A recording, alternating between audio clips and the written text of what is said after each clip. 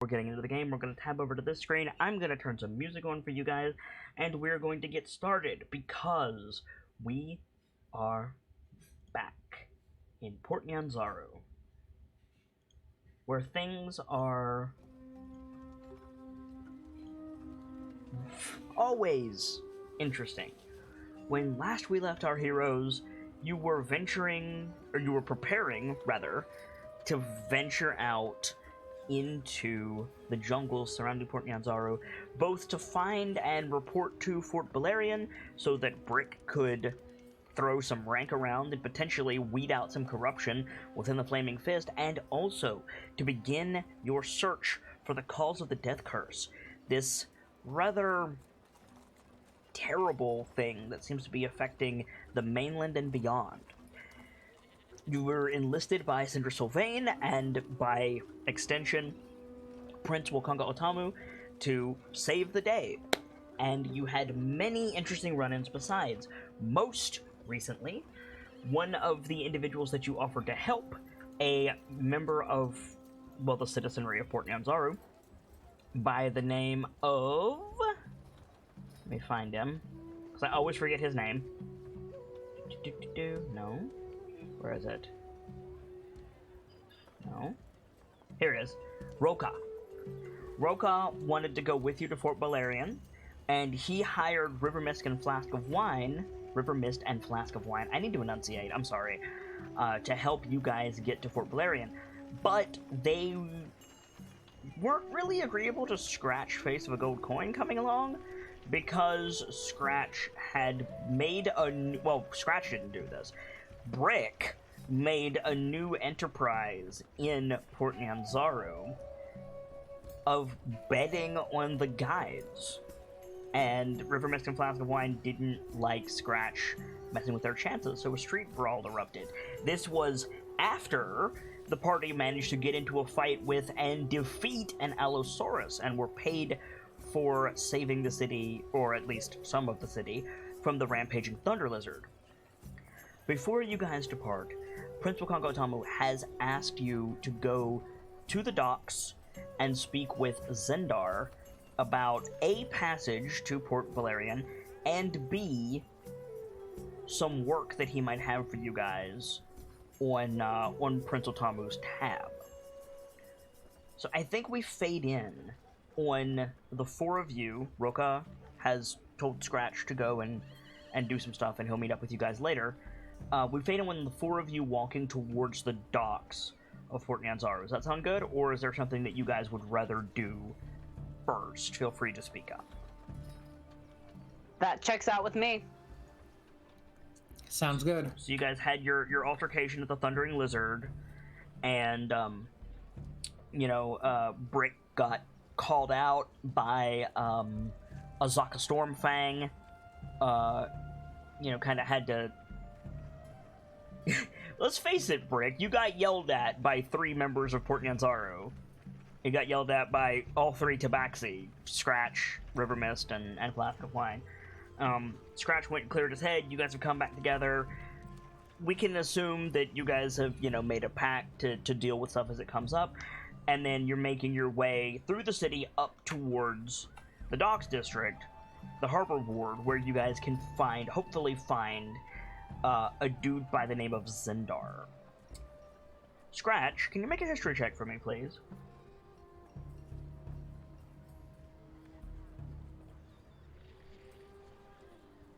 Just a sec. Okay. Also, congrats on having a hero. Heroes are tasty.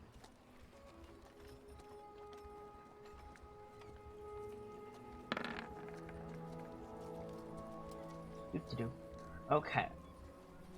So, Zendar is not your average member of Port Nyanzaru. What you do with this information is up to you. Zendar is a half-dragon. A half-gold dragon, in fact. He is a sorcerer of no small power, which is why Wakanga Otamu knows him. And he is a paragon of both efficiency and congeniality. He's also a little bit vain because he's a half dragon. And What does that second word mean, by the way? congeniality? Yeah. He's very personable. He's a little bit vain because he's a half dragon, and if you cross him, he will make your life a living hell. He also knows how to read minds. Alright, just tack that on to the end. I mean, it's not that uncommon in the Forgotten Realms. So, if anybody wants to know the difference between a dragonborn and a half-dragon, I will gladly tell you. One is 10 foot tall. Yeah, that's part of it. More dragon than anything else, I'm guessing. Sorry? When it comes to being half dragon, you're more dragon, like, let's say hypothetically, elf is in the mix, but it's very little. Well, no. See, a dragonborn is really, at the end of the day, a glorified lizard folk. They're smarter than lizard folk, they have a breath weapon, but by and large, they're just a player character race. Like, they're not really that much special. They're not kin to dragons, right? They say they are, but really, they're as close to dragons as kobolds are, at the end of the day. Half dragons are like, yeah, no, one of my parents is a dragon. He's a dragon. I have, like, legendary resistance, and I can shapeshift, and all this other shit. And yeah, they're quite a bit bigger than Dragonborn. It's basically the difference between a knight and a paladin.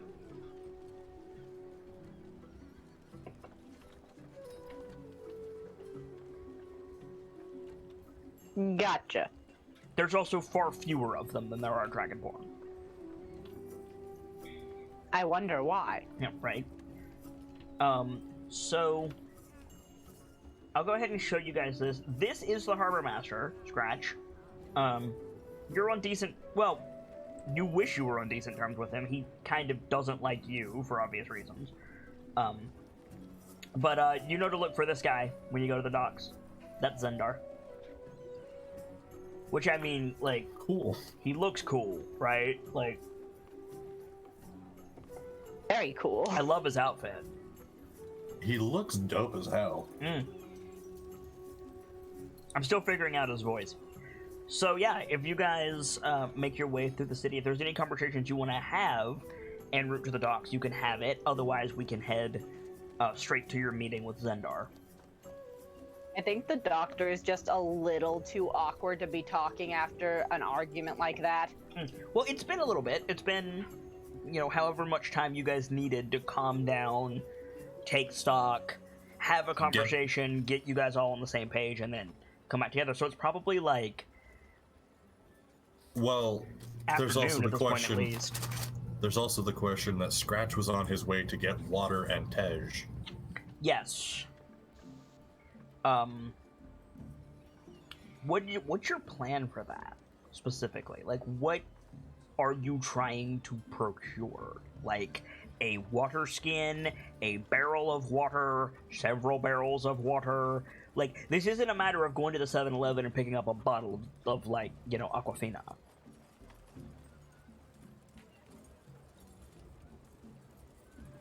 I'm thinking a barrel. Okay, so I did a little bit of research on this. A barrel of water, like, for several days of water rations, is going to be several hundred pounds. Water is extremely dense. I can just roll the barrel, though. No, you can't, actually, because those things tend to be pressurized, even in ye olde water barrels, and if you hit a bump in the road, it could shatter.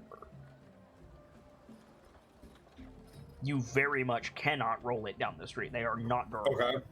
Okay, then how about this one? Water skin for each of us. Okay. That will get you less than a day. And it's fine. You want to do that, that's cool. That's less than a day of water. Before I change my plan, how much would that cost, though? Not much. Water skins are listed in the book. They're full. They're 6 pounds when full, which is, like, that's fine for a day in Port Nyanzaru, but not out in the jungle. You'll get heat stroke.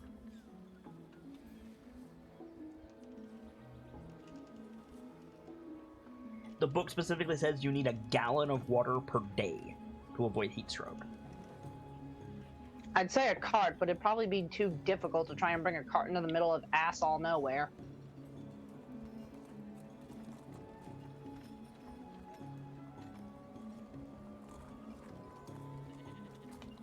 Hey, Ren. Yes. I don't know specifically, so I'm asking you, because I assume you have it written down. How much can your alchemy jug produce a day?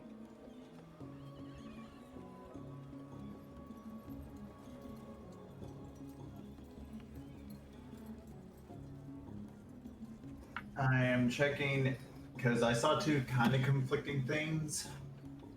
It seems like 1 or 2 gallons per liquid. And you have an alchemy jug, and then you have your artificed alchemy jug as well. Right? I do not have a jug itself, and I've actually not made an alchemy jug yet. You do have a jug It's itself. nothing Wukanga new, gave it's you just- one, remember? Wakanda gave me the handy haversack. Oh, you're right. You are correct. So you have not made the alchemy jug yet. Okay. If you do, that will help with your water at least. You should double check and find out exactly how much that makes, though. Because if you can make, for example, 3 gallons of water every day, then Scratch really only has to worry about himself. Yeah. But the fact of the matter is, I don't know. Gamzee Crash, take a shot.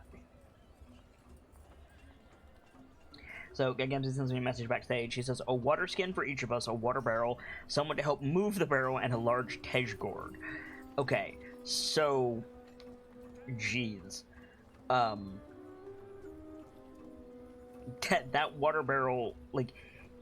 Even if you paid someone to carry that, that is a person... First of all, they would need water and food and protecting. But then also, they would need to be carrying a several 100-pound water barrel through the jungle. You need, like, an animal. You need, like, a beast of burden or some convenient way to carry a lot of water, is the short answer. Like, another thing to consider the fact is that there are rivers that go through the jungle. They're not safe to drink, and Scratch 100% knows that they're not safe to drink, but if you have the means to purify water, you could just dip a pot into the river and then purify the water in the pot, and then you guys are sorted. How would one go about purifying something like that, though? You could make 8 gallons of fresh water per day. Okay, then you're sorted. Yeah, you guys are sorted. It just depends upon the type of liquid, and once Holy it makes shit. one type of liquid, it can only make that type until the next day. I mean, if you want to use your alchemy infusion to make fresh water, then that solves that problem. Yeah, it does.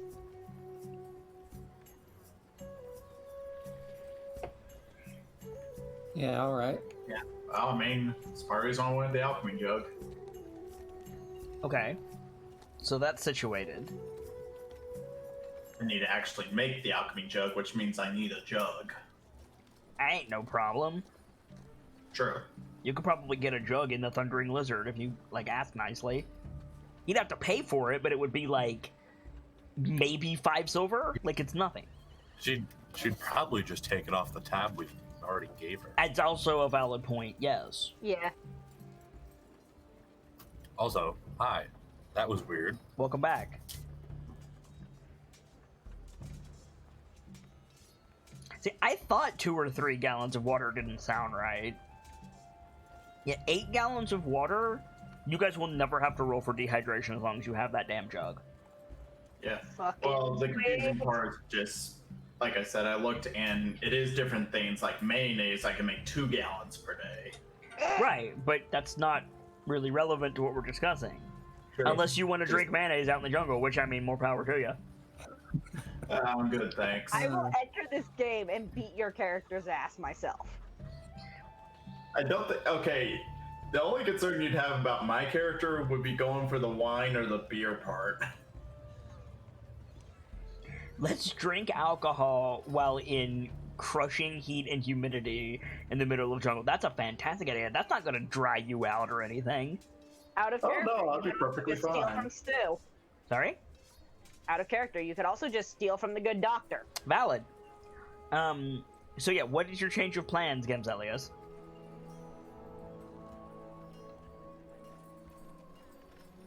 Honey. Or is he gone again?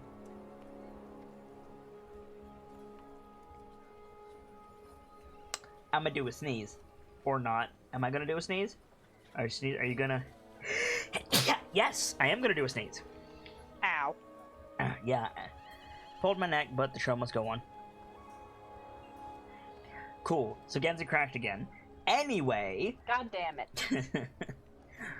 So, the four of you are walking towards the dock, and I'm going to make the executive decision that Scratch is telling you guys about Zendar. Yeah, like I was about to ask, would Scratch have told us what this guy looks like? Probably. He's gonna be like, he's gonna look like a dragon, don't freak out, he's a nice guy, by the way, he hates my guts. Narrows eyes in doctor. Yeah, right. Tej.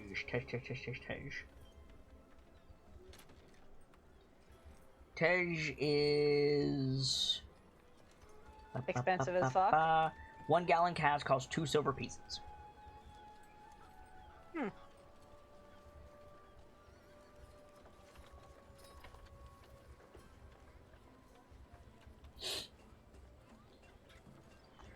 I think as this guy's being described, Sue is like looking around a bit. Like, what do the docks look like? Well, you're not at the docks yet. You're on the way to the docks. Okay. But you saw them when you came in. It's a big crescent inlet around the basically middle of the city. It's got a tide wall and a big gate that can be lowered and allow people to come in and out of the city. There's like a lighthouse thing in the middle of the city, or in the middle of the bay, rather. Pardon me. Which is, if I remember correctly, that is a temple. Let me just double check. No, it's a statue. Pardon me. Of an ancient Chultan king. Where's the temple? Yes? I thought that was a temple out in the...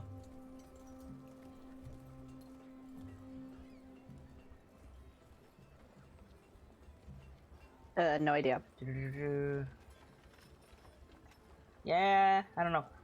Not relevant right now. Point is, no, there's a big ass statue out in the middle of the bay of a... It's basically that,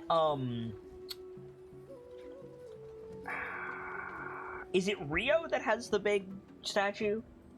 Yes, it is. It's basically that, except Emperor Cusco, instead of, you know, Jesus. Yep.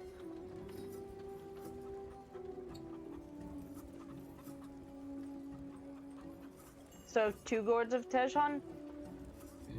Mm-hmm. That'd be 4 silver, right? No, the gallon cask is 2 silver. Oh shit, really? Yeah, a handheld gourd is much cheaper. It's like 5 copper. Oh, never mind. Do you I do want the...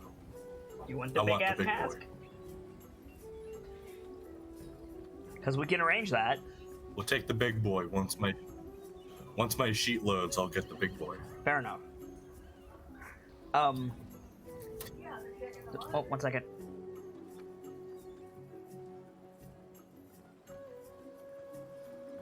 Alright, cool. So, you guys making your way towards the dock.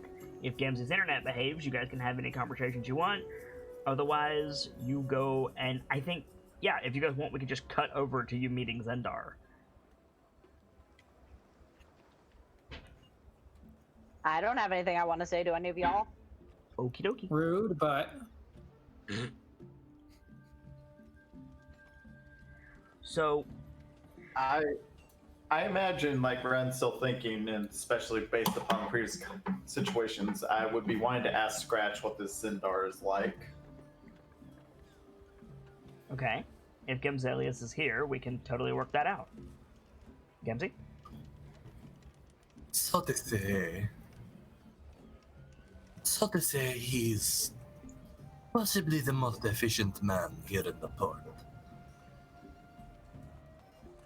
Not wrong. If it doesn't work the first time, he is probably going to try something he know will. Because that's called efficiency. Yep, you right.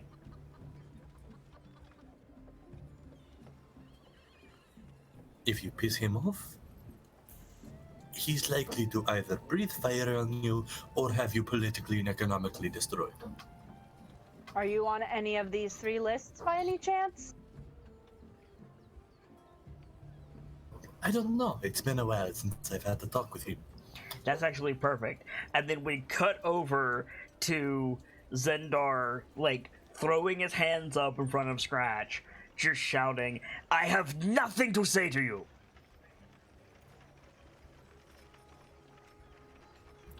I'm sure that's not true. You're right. I have something to say to you. Stay away from these outlanders. Tilt's head.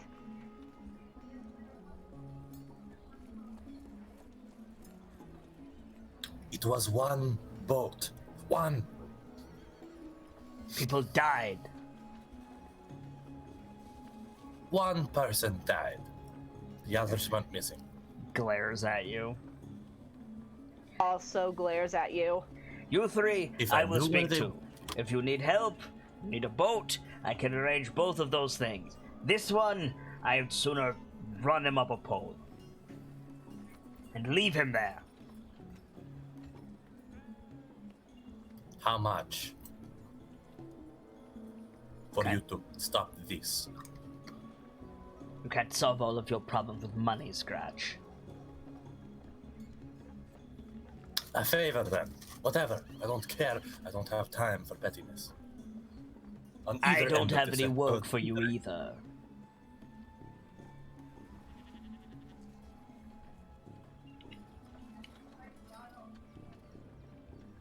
Them, I might. You, no. Go back to whatever alleyway you skulked out of. Find them a real guide if you want to make yourself useful. Sue kind of rolls her eyes. She's getting a little sick of hearing this. He's got a reputation. I know, but still.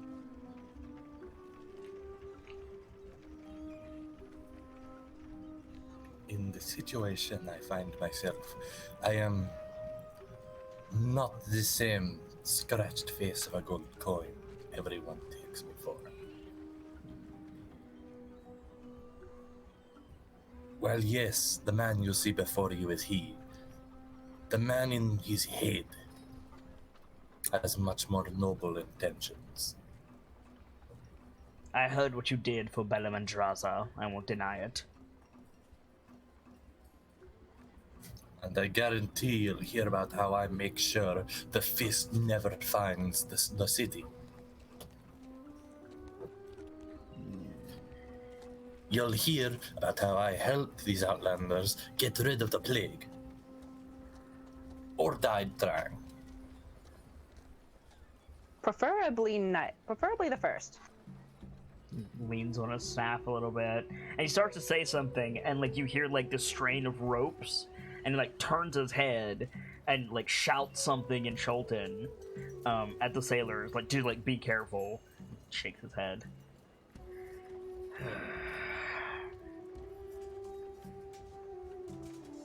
Let me guess. The reason you're walking around in the fresh air, such as it is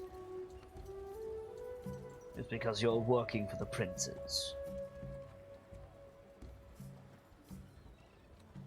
Which one? At first, that was correct. Now, I have my own intentions behind what I'm doing.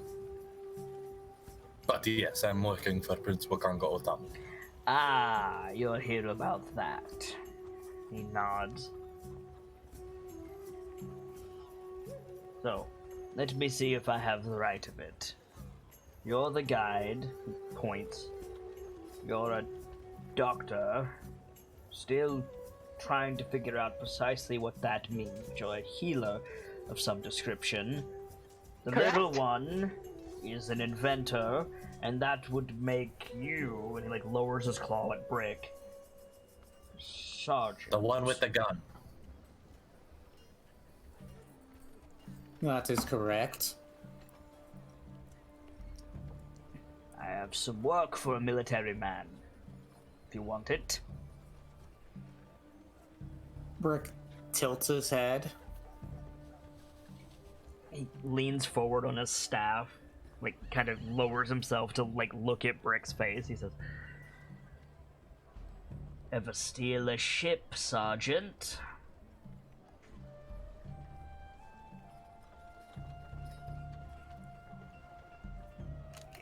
Stole? No. Boarded and commandeered, yes. Tomato, tomato. I've got 3 that I need you to commandeer for me. 2,000 on. gold pieces for each ship, and another 500 for the captain.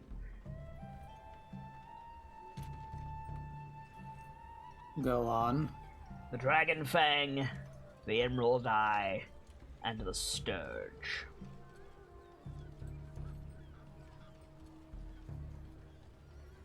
Sturge is a little mosquito hummingbird demon. They're really annoying. They're often used as familiars.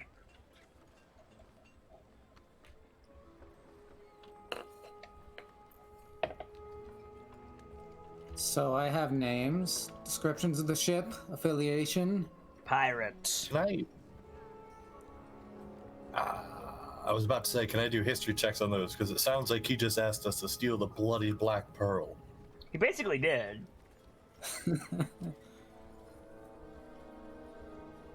They've been raiding every ship to come out of Port Nyanzaru for months now. Make an insight check. Scratch, you have advantage.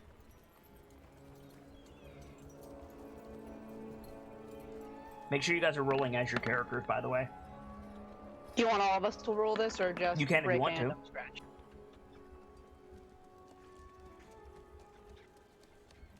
Anybody who is listening and paying attention can roll insight if they wish. Just trying to find it on my sheet. There it is. Ooh. Ren, you are distracted by his staff, which is clearly a magic staff. The rest of you note that he pointedly checks your faces when he says every ship departing Port Nyanzaru, to see if you react to him saying that way. Little bit of shock. No. I mean, that's cool if you react with a little bit of shock, but, like, what I'm saying is you caught him doing that. Like, you saw him, like, he said that a certain way and then checked your face, which means he's probably lying. Gotcha. Yeah.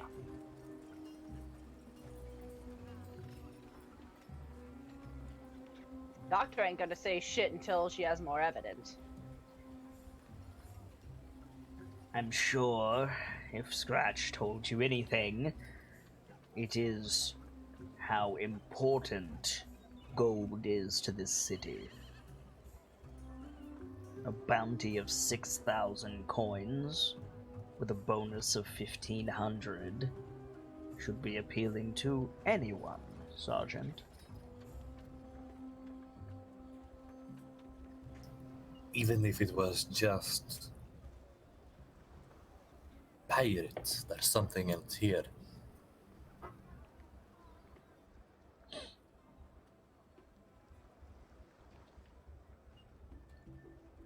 Walk with me.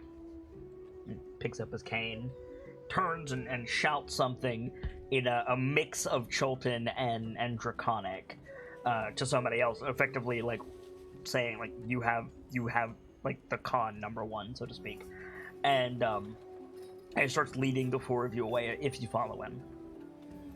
The doctor follows. Scratch follows. Yeah. So does Ren. Astute as ever, Scratch, as he's moving along the docks. Oh, it's not so simple.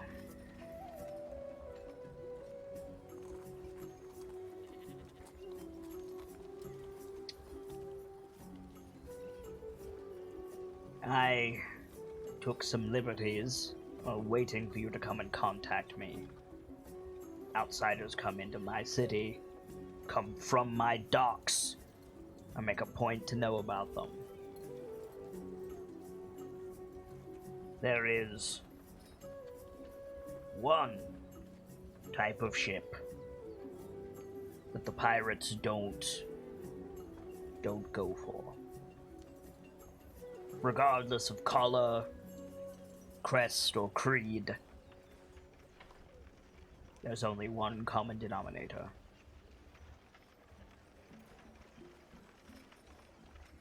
Baldur's Gate.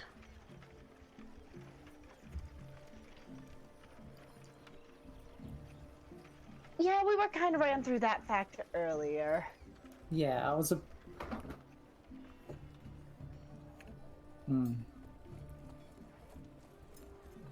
Brick is pensive.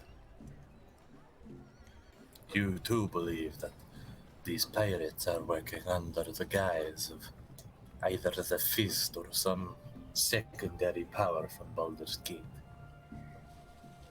It seems quite convenient that if a ship has Baldur's Gate in its departure log,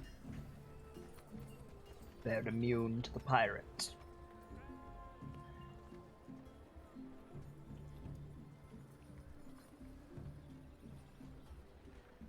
Now, certainly coincidence won't hold water with the princes, or I'm certain with whatever you call your ruling bodies. But it's enough to make one harbor master quite suspicious and take an ill view of Baldur's Gate. Present company excluded, of course. I'll tell you something right now, Harbor Master. If Fort Belluarian is responsible for this, I'll put an end to it, and I'll scully those ships myself if I have to. I'd rather you didn't. They're useful as merchant vessels. That's why I want to buy them from you. Leave your honor out of this, Sergeant. It's not how things work in the South.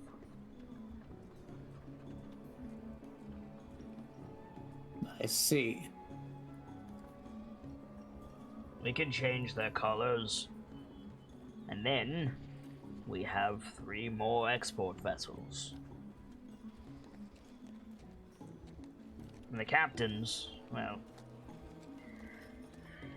let's just say I have my orders too. I can only pay you if they're alive.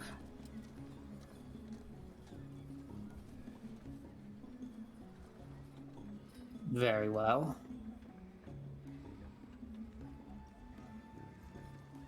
I don't know what the princes are planning. It's not my place. But I'll tell you this. Sailors talk, as I'm sure you're aware. Gestures at a couple of sailors, chatting as they're picking up this big-ass crate.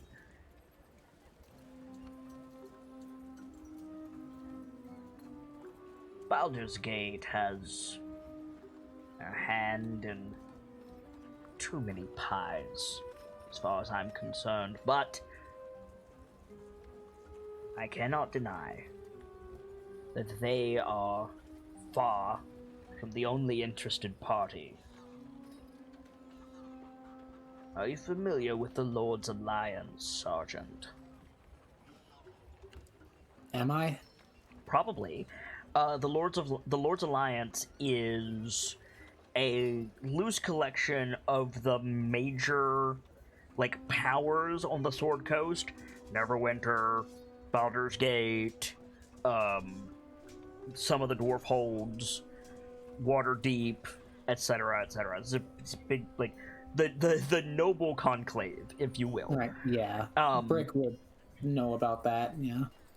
It is technically neutral good, but it's a bunch of fucking nobles, so more accurately, it's lawful evil. It's a bunch of politicians. Yeah, absolutely. Most people who are not themselves nobles take a dim view of the Lord's Alliance, and Scratch, you would know that the Lord's Alliance has been using Port Nyanzaru as a proxy longer than you've been alive. Of course, as you bring him up, browser crashes. Of course. Lit. And realistically, like, Ren, you would probably know that. Brick, I'm gonna make you roll.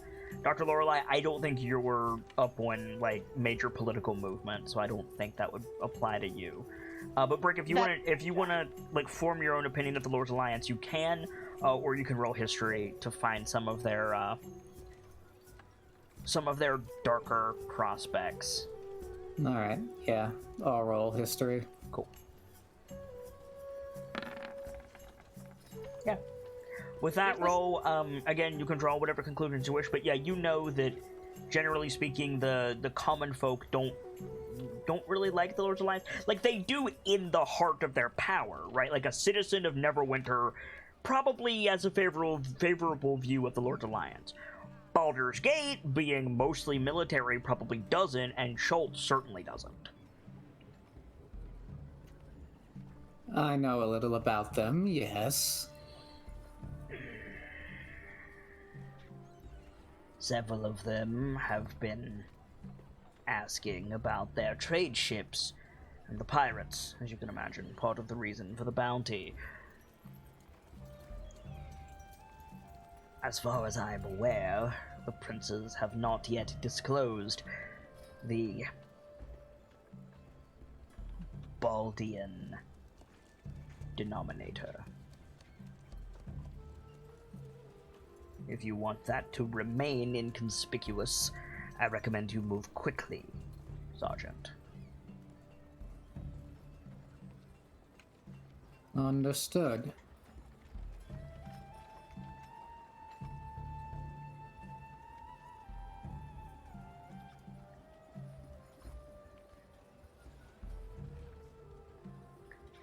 Do you intend to sail to the fort?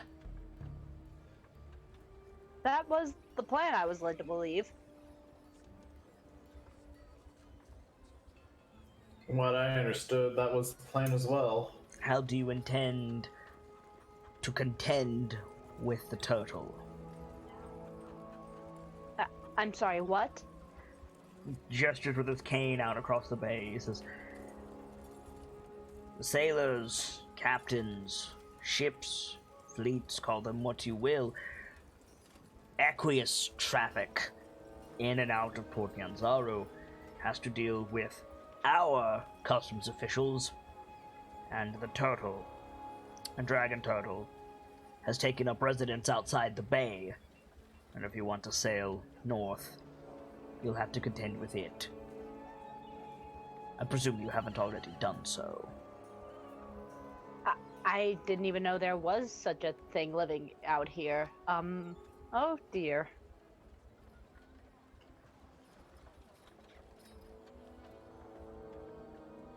Out of character. Holy shit, a dragon turtle. Mm-hmm. Fuck!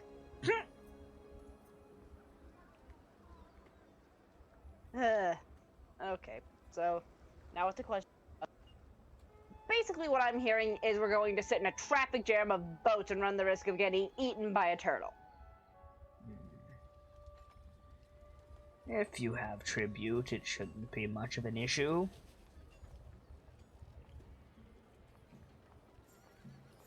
Would Sue Lorelei understand what he's implying by tribute? Probably, because he's a dragon and you were warned that he was a dragon. Dragons have hordes. Dragon turtles are no exception. Is it a thing that, like, dragons hoard certain things, or does it just kind of vary? Do they just like shit? Both. They like specifically oh dear. Before I answer that question, the sky just opened up where I am, so rain, thunder, and storms, which means I could lose power at literally any time. If that happens, I'll be back as soon as I can, but it might not be for a couple of days. Fair warning, and sorry in advance.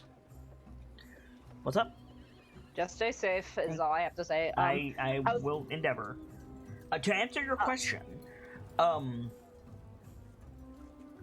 yes, dragons do hoard specific things, but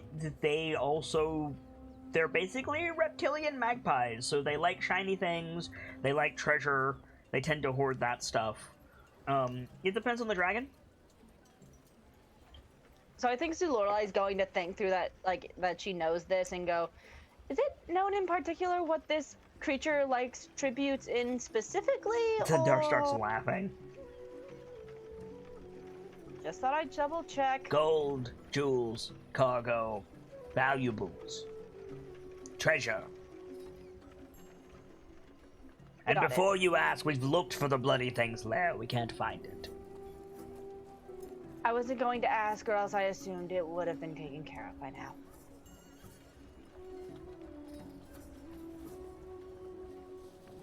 Well, we can work that out once we come to it, I think. But indeed, you raised a good question. Looks to the other three. How are we going to get into a ship?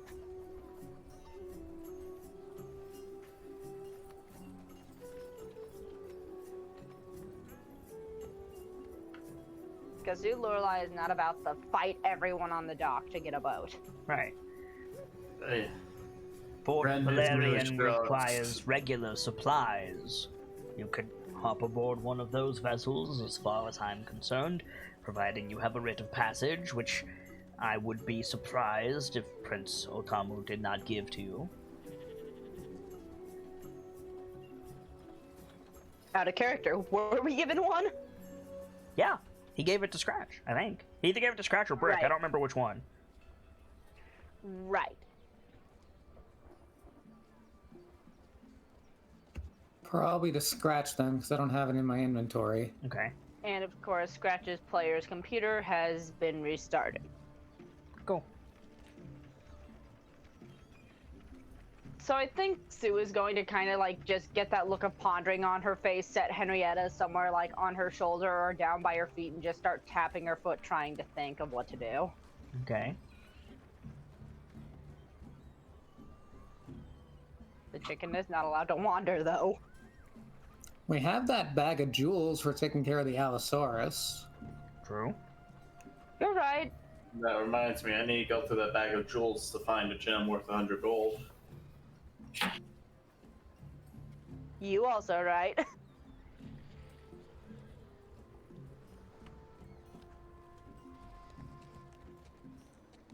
I think Sue like comes out of her stupor, looks up, and is like, I'm assuming we'd have to pay off one of the captains to let us travel on one of those cargo ships." Sorry? Sue kind of finishes her contemplation and goes to like the portmaster. "I'm assuming we'd have to pay off one of the shipmasters to let us ride on one of those cargo ships." You would need to book passage, yes? Well, hopefully we can figure out where to do that. We should have a writ of passage, so Do we? I could have sworn that the prince gave something to Scratch earlier. He did. Well, no, Ren was. That was in character. Yeah, we've been trying to stall because none of us have any idea what the fuck is happening. I'm so sorry. No worries.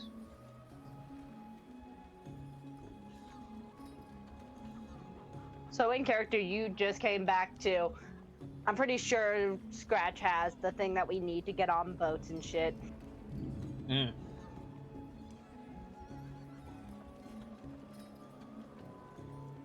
Pulls out the little rite of passage, like, ta-da! Right, that gets you into Fort Valerian. Now you just need to get there. You have several options. Charter a boat yourself, book passage on an existing vessel, canoe across the ocean, trek along the shore, venture through the jungle, fly if you have the means.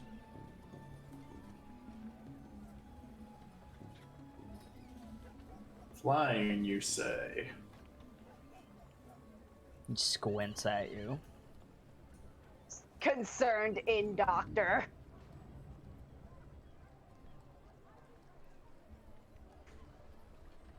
If it's going to result in me having to mend broken bones, even if there's a slight chance, I would like to save my medical equipment for the jungle as much as I can. Yeah. I don't think we have any means to fly. Out of character, canon? That's not really a means to fly, and it will only get you a few hundred feet. Did I stutter?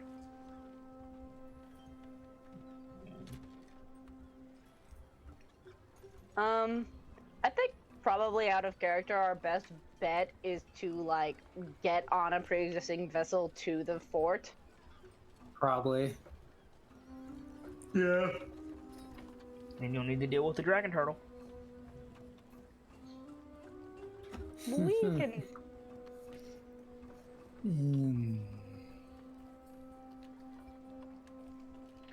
Hello? Hi. Hey, There we go. Trying to say something. My microphone decided to blip out. Okay.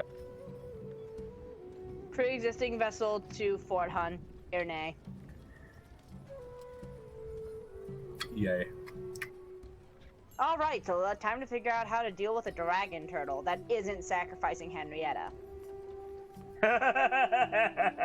The chicken stays!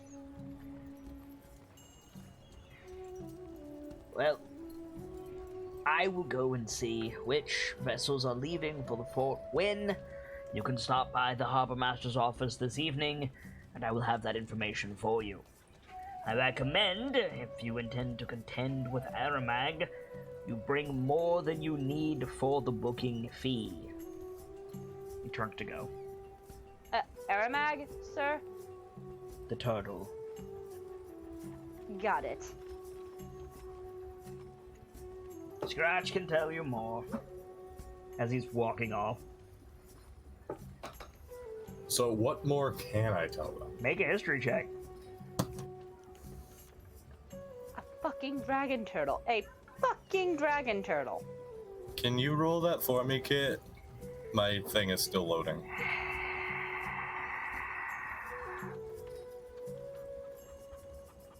Technology does not like me today, and I'm sincerely sorry. Bop.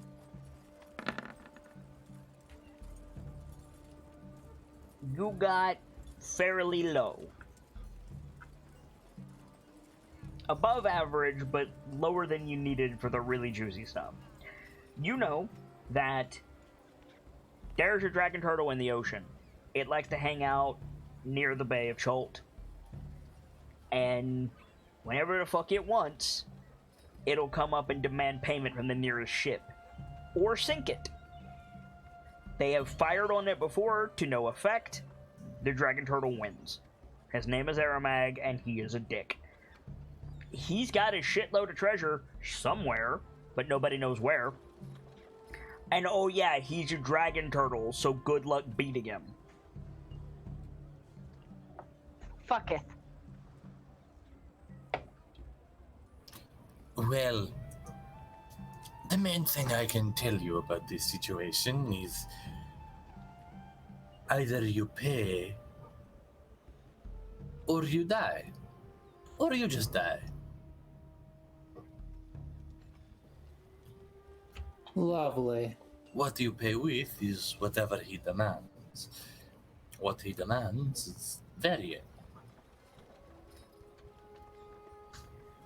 Sighs deeply.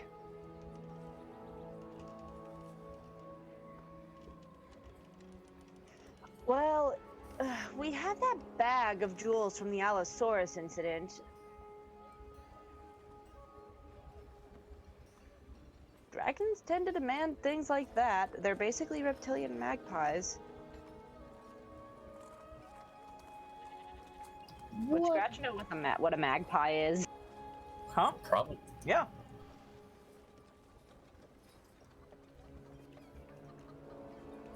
Don't let him hear you. Don't let him hear you saying that.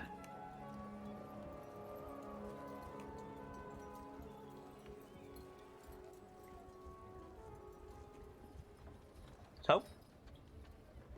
Uh-oh. What? I agree. Especially since he's a fucking dragon turtle. If he hears you call him a magpie, he'll blow us out of the water. And don't even try your gun, Rick. There have been warships that have fired upon him and done nothing. Oh, I know what a dragon turtle is, and I know exactly how much you don't fuck with them.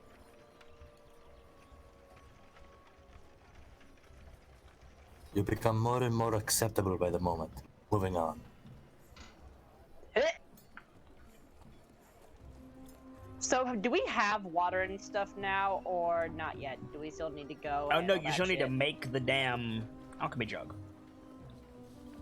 Well, he said he should have the information for us by noon, so that by the evening, so we could probably get the rest of our stuff done before we head to Ford and figure out what we're going to do about the turtle.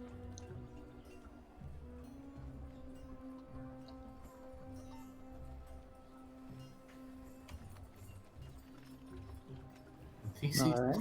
This is true. Takes a long sip of gourd.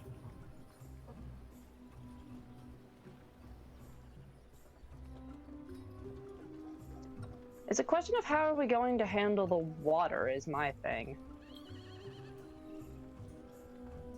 What do you mean? Like, I'm assuming out of character, I'm assuming we have not had the conversation of, we don't exactly have a way to carry the barrel of water into the desert. I mean, jungle. I mean, no, you probably have. Yeah, it was brought up last time. Mm-hmm. As long as you have the alchemy jug, it's sorted. Never mind retcon that. No worries. Would We Ren have haven't. brought up the question of an alchemy jug yet, though?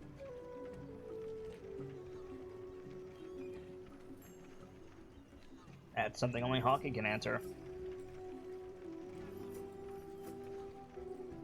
Ah, fuck's sake. I'm sorry, my mic for some reason wasn't working. Can you repeat the question again? Would Ren have brought up the idea of an alchemy jug, or would he still be pondering on that? I imagine as we're talking about supplies, he would interject if someone was to start talking about water that I could make something that would do it for us. Back in character. Then we should probably get those things together so we can make the device, I guess? Yeah, Hold on, you can really do that. but of course I can make many things: mayonnaise, honey, beer, wine, fresh salt water, many liquids. Can it make Tej? Out of character, do you just kind of want to call like Tej the equivalent of wine No. in this case? Okay. Nope, it's a local specialty. Okay. I am not familiar with the composition of Tej, so at the very least for now, no. Don't worry, I'll have you educated soon.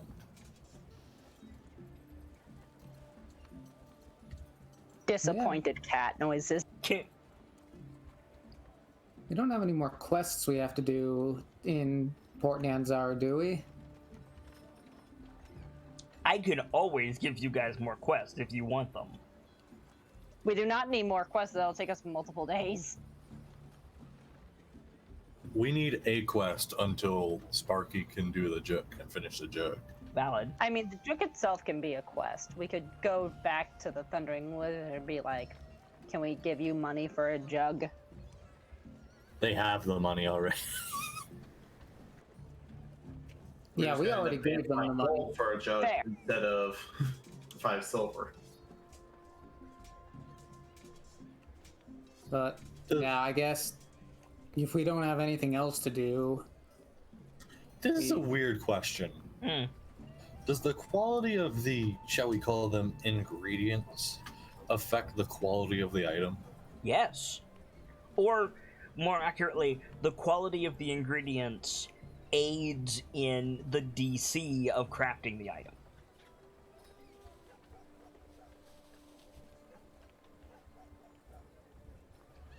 I use a custom crafting system, so the short version is yes. Gotcha.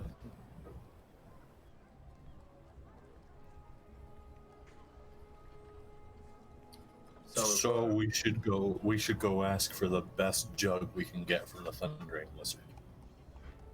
No, because there's not a check involved with Sparky. He just does it. Oh. It's a class feature for him. Yeah, I just make. Yeah, I just. Like, I have If to, like, if you didn't have an artificer and you wanted to craft an alchemy jug through, skill checks, yes, that would be a good idea. But you don't need that with Sparky because his power overrides that rule. Yeah, I basically just touch something that's of the category and it becomes whatever it is. Ta-da! Basically.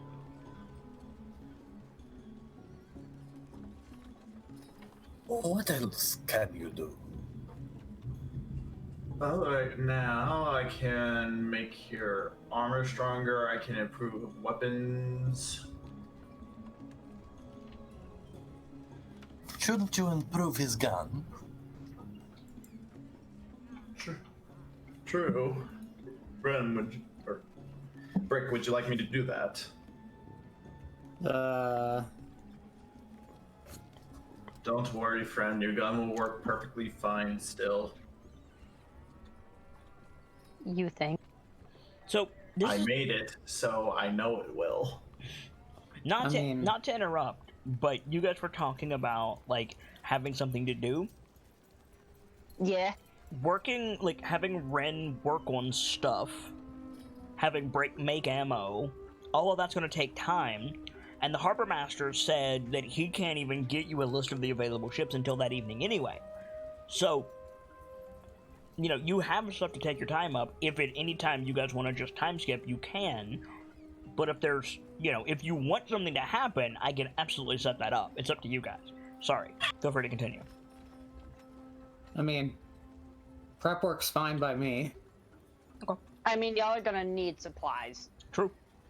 Yeah, and I mean, I can make 2 infusion items, so I can make the jug and then do something else in the process. Mm-hmm.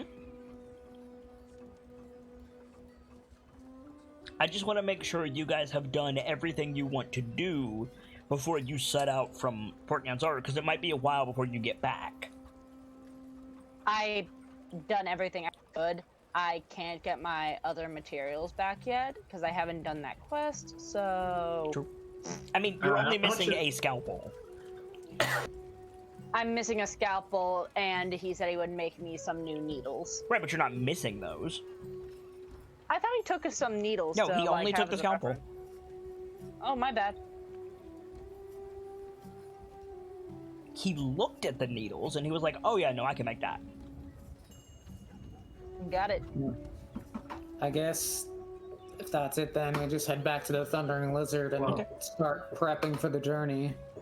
Well, another thing is also, I may want to try and get my hands on heavy armor, because I am thinking, especially that idea given to Sparky earlier. I think Sparky might be wanting to do something. Plate that mail needs armor heavy is 1,500 gold pieces. Ah, okay. So, Yeah, that's a bit beyond my budget, at least. I'll bet. Just a very little bit. Now, I mean, if you guys want to go kill the dragon turtle, I'm sure you'll get rewarded. Not killing the dragon turtle. We are level 2. Oh, while Sparky's doing the jug and stuff and all, can Sparky look through the bag of gems that we have to get a gem worth 100 gold? I cannot promise that, but sure, you can look through the bag. First question, what kind of gem do you need?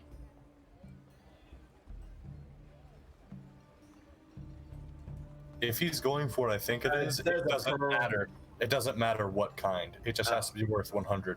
What's it Yeah, for? I'm going for identify component. No, that needs to be a pearl. Ah, my bad. That is not what I thought you were prepping for. Yeah, that's got to be a pearl. So go ahead and make a Tinker's Tool check, Sparky, as you're like appraising these gems off of your, let's say, int. Okay. Off of my what? Intelligence. Oh, okay. What did you make that check with? Tinker tools. Yes, what stat? Oh, dexterity in this case, actually. Okay, so switch that to int and then roll it again. All right.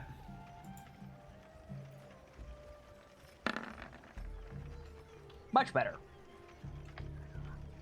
So roll a d100 for me, please.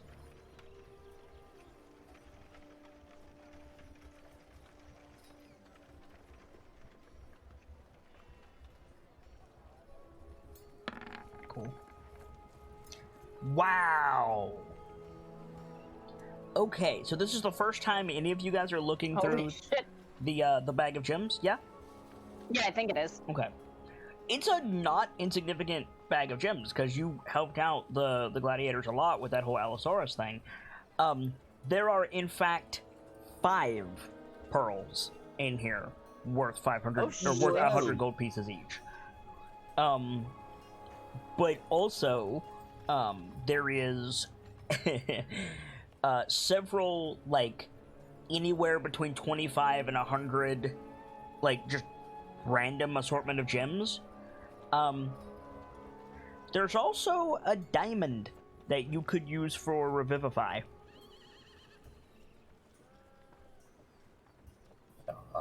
Take Wow. You could sell this entire bag and probably get some plate mail armor.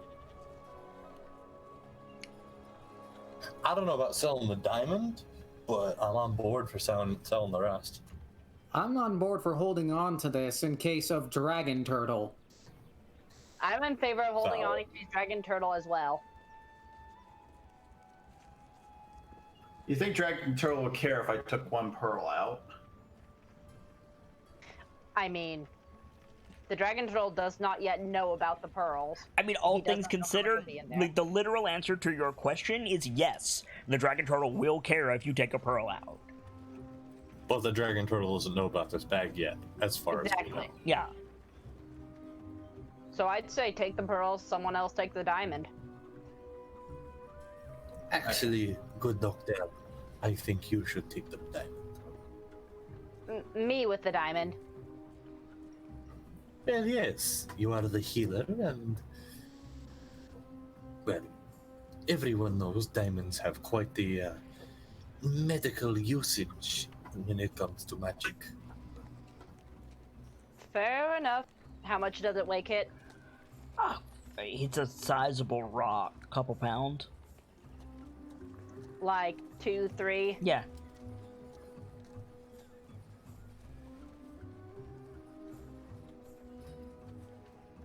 Also, Nope, I'm over carrying capacity. lol.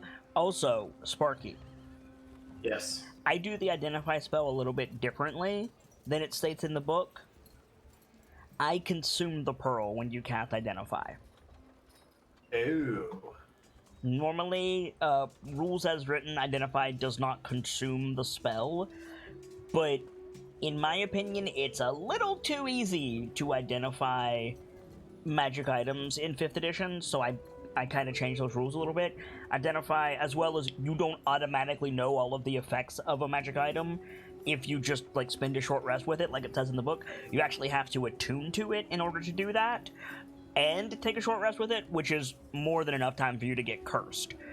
So Identify can save you from that, but that's why I make it a consumable resource. So. All right. Out of character, I'm over my carrying capacity. Even if that diamond was only 1 pound, I would be over carrying capacity. LOL. So I think we like watch as the doctor like goes through her stuff. You guys watch her pull out a bunch of shit, and then it's just like, I don't think I have anywhere in my bag for this. Everybody eyes the chicken hungrily. Picks up the chicken. The chicken is not an option. The chicken is absolutely an option. Out of character, screw clean off. Look, I'm just saying Henrietta has a theme song, so... I know. Well, But at the same time, we have the haversack. Valid. yeah. I was just about to say, throw it in the sack. Okay, we're Accept- throwing the chicken in the sack. Got it. Glares. Yes, put the chicken in the sack. That's a great idea. No! Picks up her stuff back into her bag and looks over the diamond again before tossing it into the haversack carefully. Yoink. And it was never seen again. Lies!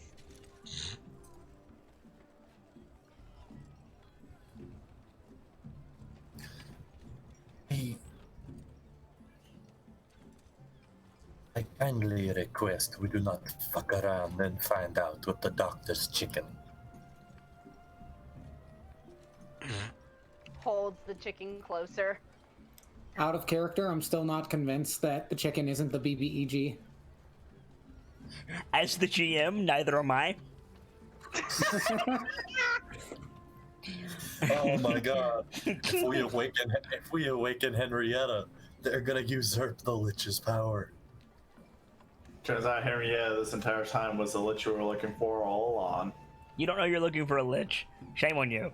No, I don't. It was just a random throw out because I know liches are really powerful.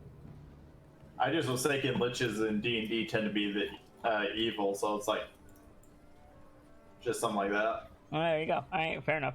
So the plan is Brick makes up ammo, Ren makes infusions, and then you guys go see about the crew manifest that evening. So I Yeah. am going to need tool checks from both boys. All right. Would be my Dexterity. tinker skills. The strength for you, dex for, well, actually, whatever's higher for you, Brick. All right. Okay. And dex for you, Ren, not int. I know what Oh, well, you just said. Oh, you said just whichever tool's higher. Okay, I see what you mean. No. For Brick, it's whichever tool's higher. For Oh, you, it's okay. dex. Yeah, tools are variable skill checks. So like it depends on like what the situation calls for is what I ask you to roll. So you know, wait until I call for the specific stat and then roll it. There you go. So you're both Okay. fine. Brick, you can melt that down into plenty of ammo. Did we establish previously how much ammo you were going to try to make from all this? We did. I don't remember what that number was. Would 100 rounds strike your fancy? Sounds good to me. Fucking hell! Sorry. even I higher. heard that. Holy shit. Now you don't have casings for all of this because you didn't get any extra brass, but you do have the bullets and the gunpowder. So if you, like, however many bullets and casings you have right now, like, that's all the casings that you have. You haven't made any more as of yet, but anytime you want to take a short rest and fit those together, and you specifically want to work on that, you can just use your 100 bullets, pull from that resource, put the casings back on, you're good to go. Okay. Now, however many spent casings you currently have, you could just go ahead and turn those into bullets right now as well. All right. So yeah, you're sorted. I'm not super sure what happened, but I'm no longer on browser Discord, and regular Discord seems to be working. Knock on wood. I mean, as long as we can hear you and you can talk, it works. And that would just consume my raw materials then? Uh-huh. But you'll have that weight dealt with, so. Now that being said, you will be carrying around a skin full of gunpowder.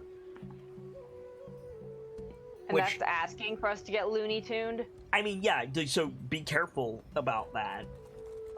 But I will say this, the vast majority of monsters don't know to go for the water skin, so you're fine. Yeah. But just keep in mind that is a circumstance that might come up. Yeah. So you got a little bag full of bullets. You got your bag with your spent casings, which you fitted the gunpowder and the new bullet in. And then you have a water skin, a powder horn, basically, full of gunpowder. So you can now make field restocks, which is a big deal. So you're good. Ren, you're also fine. You're able to make your alchemy jug infusion. What's the other thing that you wanted to make? You said you could do 2. I was going to infuse Brick's gun with the enhanced weapon. Which does what? This magic weapon grants a +1 bonus to attack and damage rolls made with it. Cool. So, Brick, just set your magic bonus on attack and damage to 1. Is that... Yeah, go ahead. That reminds me. Mm-hmm. Where were we doing all of this? Thundering Lizard, in your suite, as far as I know. Yeah, in our suite. There was that phrase I wanted to teach everyone. If they were willing to listen. Yeah. Sue would. Please don't kill me, I'll pay you in Yanti. In Yanti? You speak Yanti? I speak Yanti and Grum. Holy shit. So, that's not gonna work. Actually, yeah. Yanti don't care about money. Yeah, I wanted Grum, actually, because I know they care a lot about that kind of thing. Change that to I'll feed you, not I'll pay you. Yeah. I'll feed... Please don't kill me or enslave me. I'll feed you really well. Yes. In Grung. In Grum. Make an intelligence saving throw, anybody who wants to learn this phrase.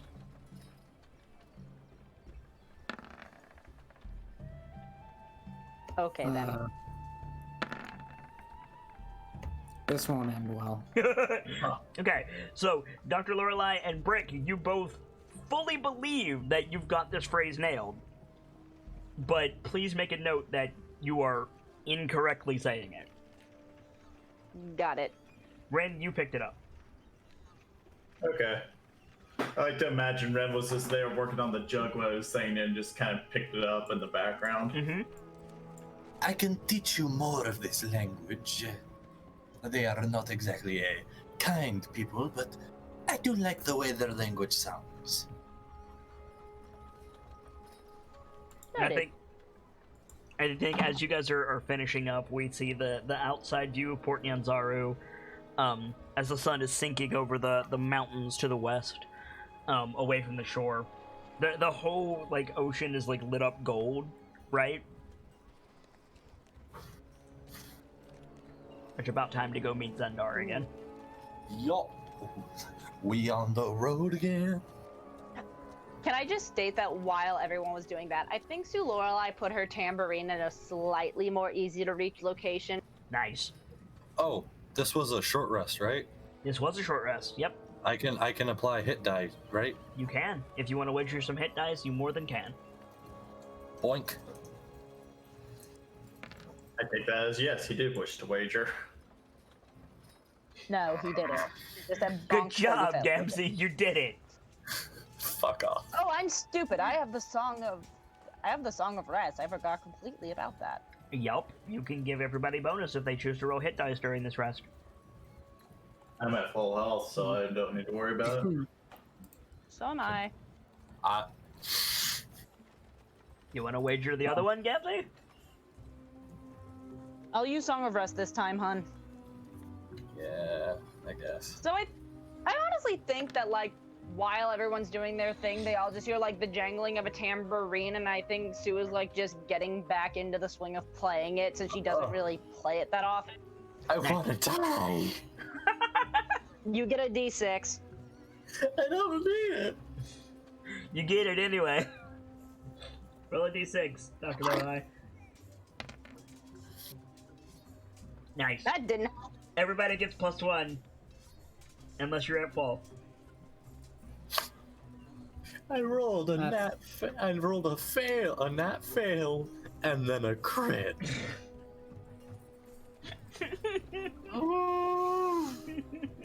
But yeah, no, Sue I'd have to Lorelai- actually wager hit die to replenish, though, right? Correct, Yep. yes.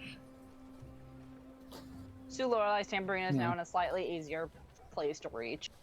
I'm only missing 1 HP, so I don't want Because to I have a really terrible do idea. that. I mean, all things considered, Dr. Lorelai, like, you don't need to play your tambourine for Song of Rest. I know that's what it says mechanically, but because you're such a different kind of bard, if you want to come up with some, like, medical thingus, like, you help everybody, like, warm down during the short rest, like, I will apply that. Like, you don't have to play music if you don't want I know, to. but I kind of like the idea, like, Sue Lorelai just dumped all of her shit onto the table, realized, oh, I don't have anywhere for this diamond, put it in the haversack, start packing her shit, and be like, I'm gonna Hey, my keep this tambourine! Yeah, that's fine. Yeah, kind of like that, just, oh, my tambourine. I'm just letting you know, like, you don't have to.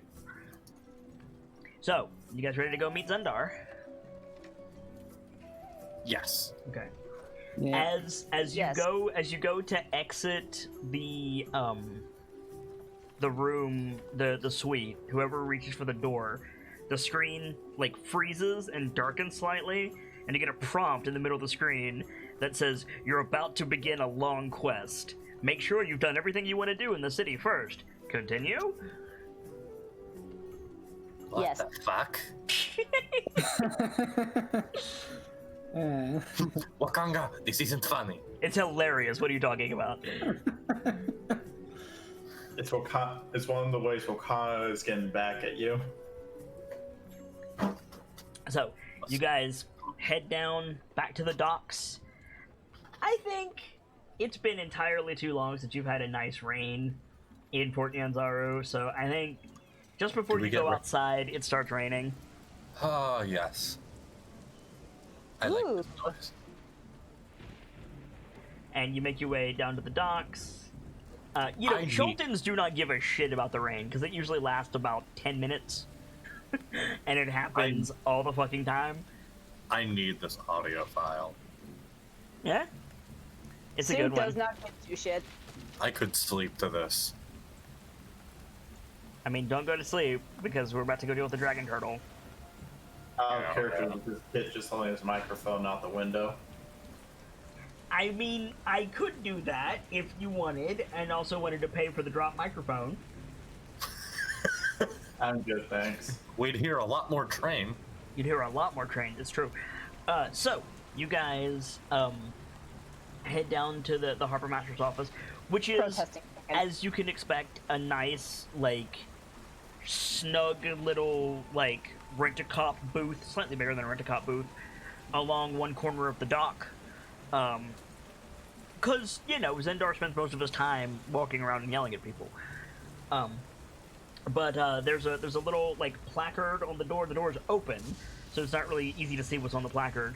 And you can see the like, gold-scaled horns of the Harbor Master as he's working, you know, getting people all signed in, having come in, you know, as the sun is going down, as the four of you walk up. Knock, knock. You see him, like, lean back in his chair, look out the door, squint at you. Prompt? That's good. Rare. For outsiders, and especially for Scratch, but good, good. And he reaches up, grabs something off of his desk, grabs his cane, pulls himself to his feet, steps out, passes you the piece of paper. Takes the paper, still smiling. In my field, being late means people die. Likewise, Doctor. In my field, being late means you lose money. Do me a favor, Scratch, and tell me your armor class. 16. Cool. Bye. Scratch is just getting yeeted everywhere. Bye, Scratch. We threw Scratch to the dragon turtle. Is there any way I can say no you? No, there's not. I'm just laughing because I rolled a crit. That's all. That's the only reason I'm laughing. You take 4 points of bludgeoning damage. That's all. As you say, being late means you lose money. Dunk! You just get Rafiki'd on the head with the end of this cane. I will destroy you later. We have more important things to deal with. He like rubs. Nudges. He's saying rubbing his head. Yeah, he just, like thunks the cane back down, just smirking at the four of you.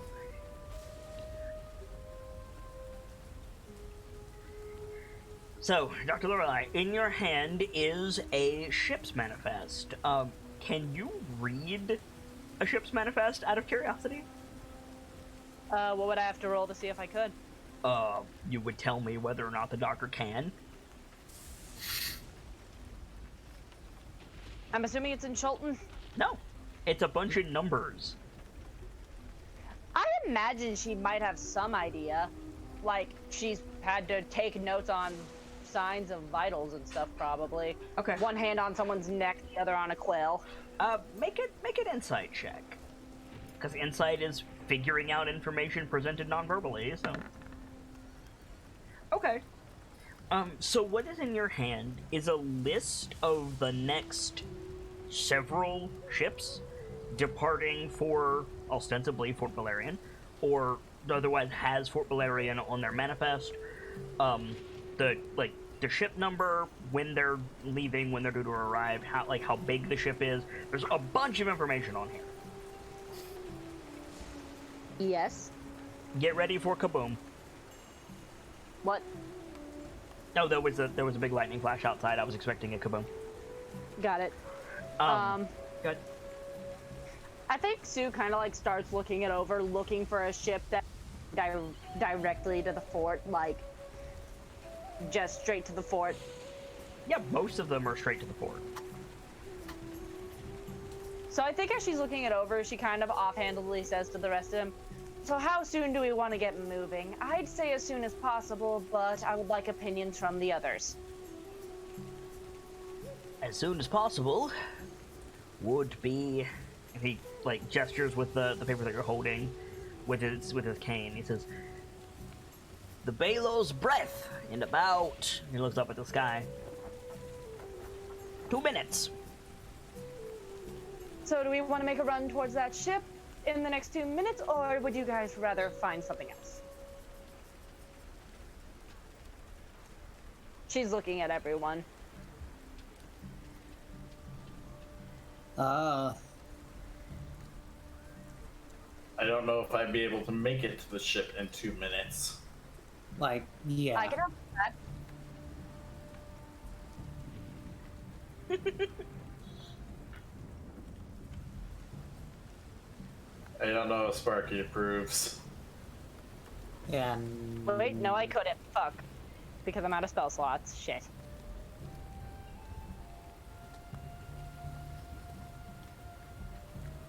So it looks like we can't make that one. What's out of character? What's the next ship heading towards the fort? Tomorrow morning. Well, the next one that leaves for the fort is tomorrow morning. I'm assuming at the ass crack of dawn. Yup. Well, tomorrow, the next ship that leaves the fort is tomorrow at, as unmedically as I can put this, the ass crack of dawn.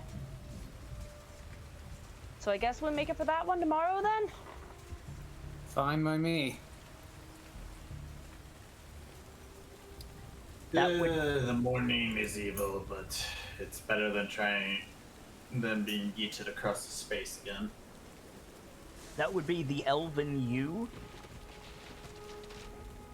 That's alright. My brain, that was out of character, that word. What, Elven U? What is the boat's description? It is a merchant class vessel that's going to be stopping over in Fort Valerian to drop off a couple of things, and then it's heading for the Sword Coast. It has a crew of 30. Got it. Yeah, I think that Sue Lorelei kind of looks it over, nods, puts the ledger into her bag, and looks up to the portmaster. Thank you so much for this. Gives you a little nod. All right, so tomorrow morning we wake up and head towards the Elven U. Mm-hmm.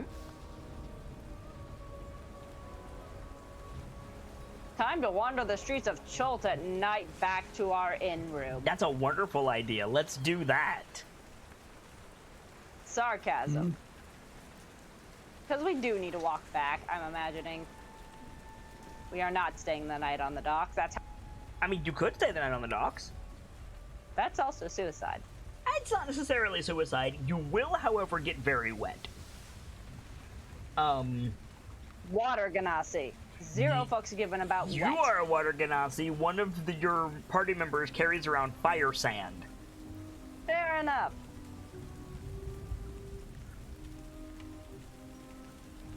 So upon kind of solidifying that we wake up in the morning, go to the Elven U, I think Sue Lorelei thanks the portmaster again and starts walking back towards the inn. Okay.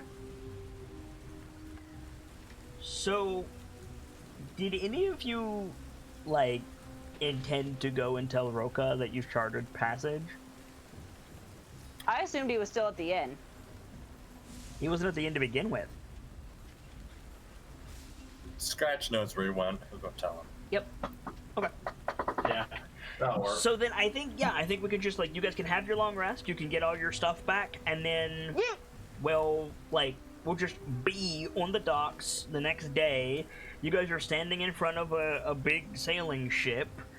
And I think it's called the Elven U because its figurehead is a sheep, but somebody, probably a goblin, has glued these ridiculous, like, seashells on its ears to make it look like it has pointy ears. That's great. Yeah, so, per person, you're just going to Fort Valerian, so it's not that far. It's going to be 20 gold each to get on the ship. Shit. Not counting, what you need for the dragon turtle. I only have around 17 gold. I have us covered. You have us covered? Yeah. You gonna pay for everybody? Yeah, that'd be 10 platinum for everyone, right? Yes, including Roka. See, I got you. Cool. You got that sorted. You guys get on the boat. Big sails descend, catch the wind, and you guys begin sailing away from Port Yanzaru, past the great chains that hold down the tide gates, and into the Bay of Cholt, and ultimately out to sea. Now, you always keep the land in sight because it's not very far to Fort Valerian, and you don't actually have to leave Cholt proper. Let me actually show you where it is that you guys are heading. So if I go here... I can only imagine a sea shanty playing. Oh, yeah. So, once this loads, and it'll take a minute... Can we discuss who's a morning person and who 100% is not up for this ass crack of dawn shit? Certainly. So, you guys are presently here in Port Yanzaru. You head out of this little inlet, and then you just head over to Fort Valerian. All told, about a day and a half. which is a hell of a lot faster than the jungle, I'll tell you that. Oh yeah. I imagine. So the sea shanties are a thing. You guys are mostly given like the ability to walk around on the ship as long as you don't get in anybody's way. The merchant vessel is not Chilton. It's a merchant vessel. It's from kind of everywhere. So Scratch, you're not given any guff. You guys are the only like non-crew people on the ship. So the captain just asks you to like stay out of people's way. If you need anything, talk to the first mate, fellow by the surname of Gibbs, Gibbs. He can hook you up, and you'll be called when there's food. If something happens, you are requested to remain below deck until the crisis is resolved. Someone will come and get you when it's safe to move about, and also like again, just like trust the captain, trust the crew, and we'll get you where you need to be. So if there's anything you guys want to do on the boat, now is the time. If not, I need to roll some random encounters. I got one. Yeah, what's up? With any of the ship crew that's on any kind of break, Yeah. play a game of dice. Are you Alright. trying to get Scratch punched by sailors? Alright, Scratch. So you basically want to play, like, craps, I'm assuming? Pretty much. Okay. So the crew will gladly take your money. However, they themselves do not have a lot of money because most of what they have is tied up in the cargo. Because remember, they just took on goods, so they had to buy them, right? Like, Right. it's not like they just offloaded and they're gonna go drink themselves silly. This is the beginning of that loop, right? Right. So they will play you for that. They will also play you for rations, or favors. So what is your wager? I will say this: First- you will not get a bet higher than a couple of gold from these guys. First bet is gonna be 30 copper. 30 copper? Alright. Roll 2d6. Standard craps rules apply. I said This would be- 2d6, bitch. But I did. You rolled 4d6. I accidentally double clicked. Ah. So, And this would be great if I knew how craps worked. you want to get 7s or 11s or doubles. Huh. So you got a 7. So you won an additional 30 copper. Awesome. Congratulations. You're handed the dice back and given another chance to roll. No double click. Don't do it. I'll fight you. What are you wagering? Favor. Okay. So you got another 7. You start to get some people staring at you. Like you're playing Oh, fairly. God. You're just like rolling these dice normally. A lot of people don't like playing this game with me because for some reason the dice like me. You can check them for weights. I promise they're not. So yeah, so the crew will give you a favor. Now, this is not like the ship will give you a favor, but like the dudes that you're playing dice with will help you out. So if you need to like move something or you know, like you need some extra like tough looking dudes in a like social, you know, encounter or whatever, like you can call on these guys to help you. So you can make a note that some of the crew on the Elven U, providing they're in the area, owe you a favor.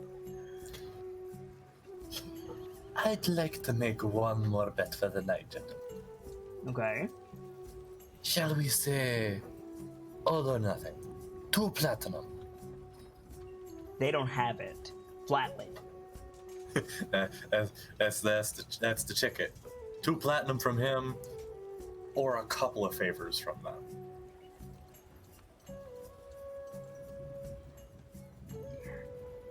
I think one of the dudes who is a Cholton and he knows you.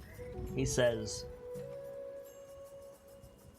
"Give your platinum, Scratch. Give us some of your hide if you lose." I think we're gonna call it there for the night.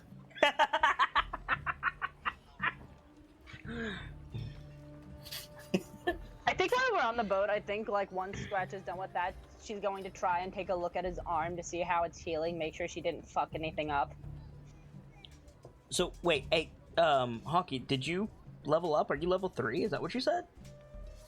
No, I was just saying, since we had to sleep for the night of the boat, Sue Lorai and I have to reset our spell slots, and everyone gets back 1 hit dice. No, you get back all your hit dice. Yeah. Oh, I thought it was one. You gotta- Half of your level. You gotta remember. Yeah, you add 1 when you level. You get your expended ones back every long rest. Even if that's not wrong, it's how the fox does it. Okay.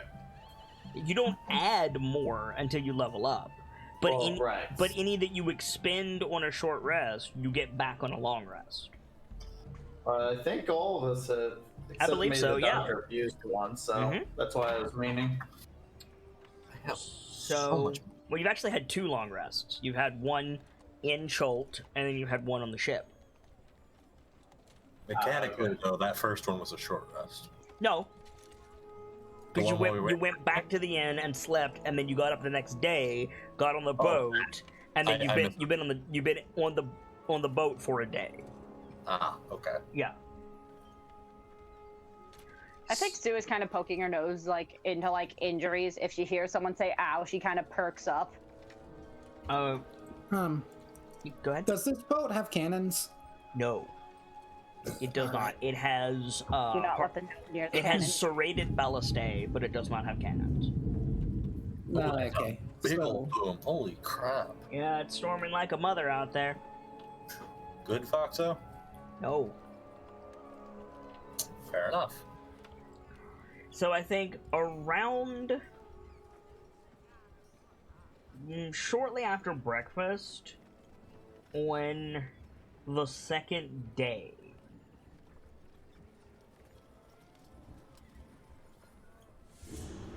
the bell starts ringing on the ship. You guys are below deck having food. You hear the bell start ringing, and you hear people start like running up to the deck. You hear like a tremendous like splashing sound around the ship. The ship's rocking heavily. What do you do? Opens mouth. Dragon turtle?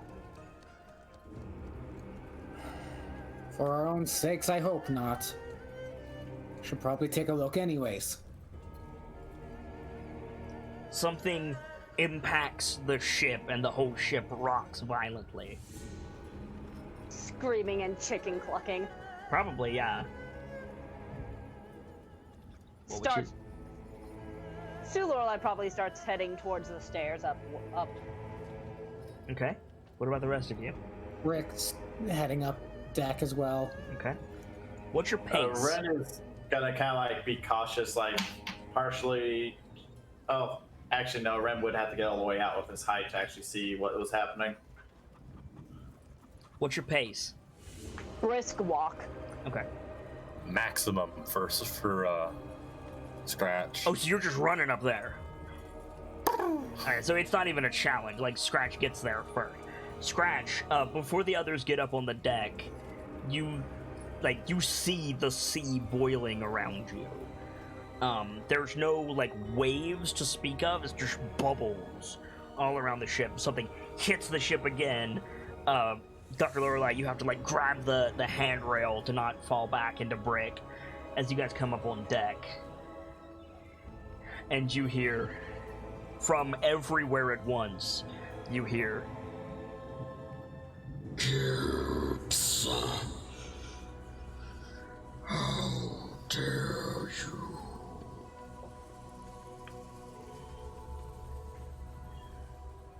I'm going to assume my dragon turtle guess was correct. Where's the bag?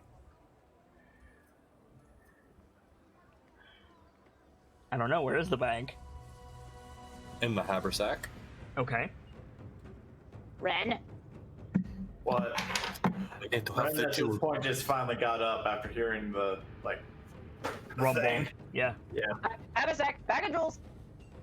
We have to have it prepared. There's Ren this. just You guys ever seen Godzilla come out of the ocean? Yeah. How there's like this Yes. big towering pillar of water, and then the water fades down, and there's Godzilla standing there? Imagine that, except Yeah. it's a big ass turtle, bigger than the boat. Look a very scared water Ganassi. This thing is like looming down at you. It's like looking down at all the things on the ship. Several of the sailors are freaked out, needless to say. Huh. Maybe I should pray more.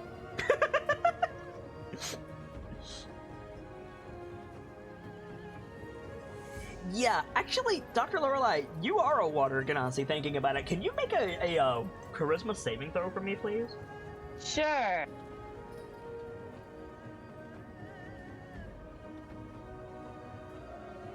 I'm guessing water Ganassi and turtle dragon is not a good thing. Oh, that's perfect. Okay, so God fucking damn it. So, what would Dr. Lorelei do if she was confronted with, like, literally the thing out of her nightmares? Like the faceless thing that she wakes up in the middle of the night and she doesn't remember what she was scared of. This, like, deep, primal, instinctual fear. What would she do if that was looming large and blotting out the sun? Go pale. Fight or flight does not kick in. She freezes. Perfectly frozen. Like, if something were to rock the boat, she'd fall over. Okay. She looks like she might cry, though. Big, like, taloned flipper comes out of the water, down on the deck, holding the ship steady.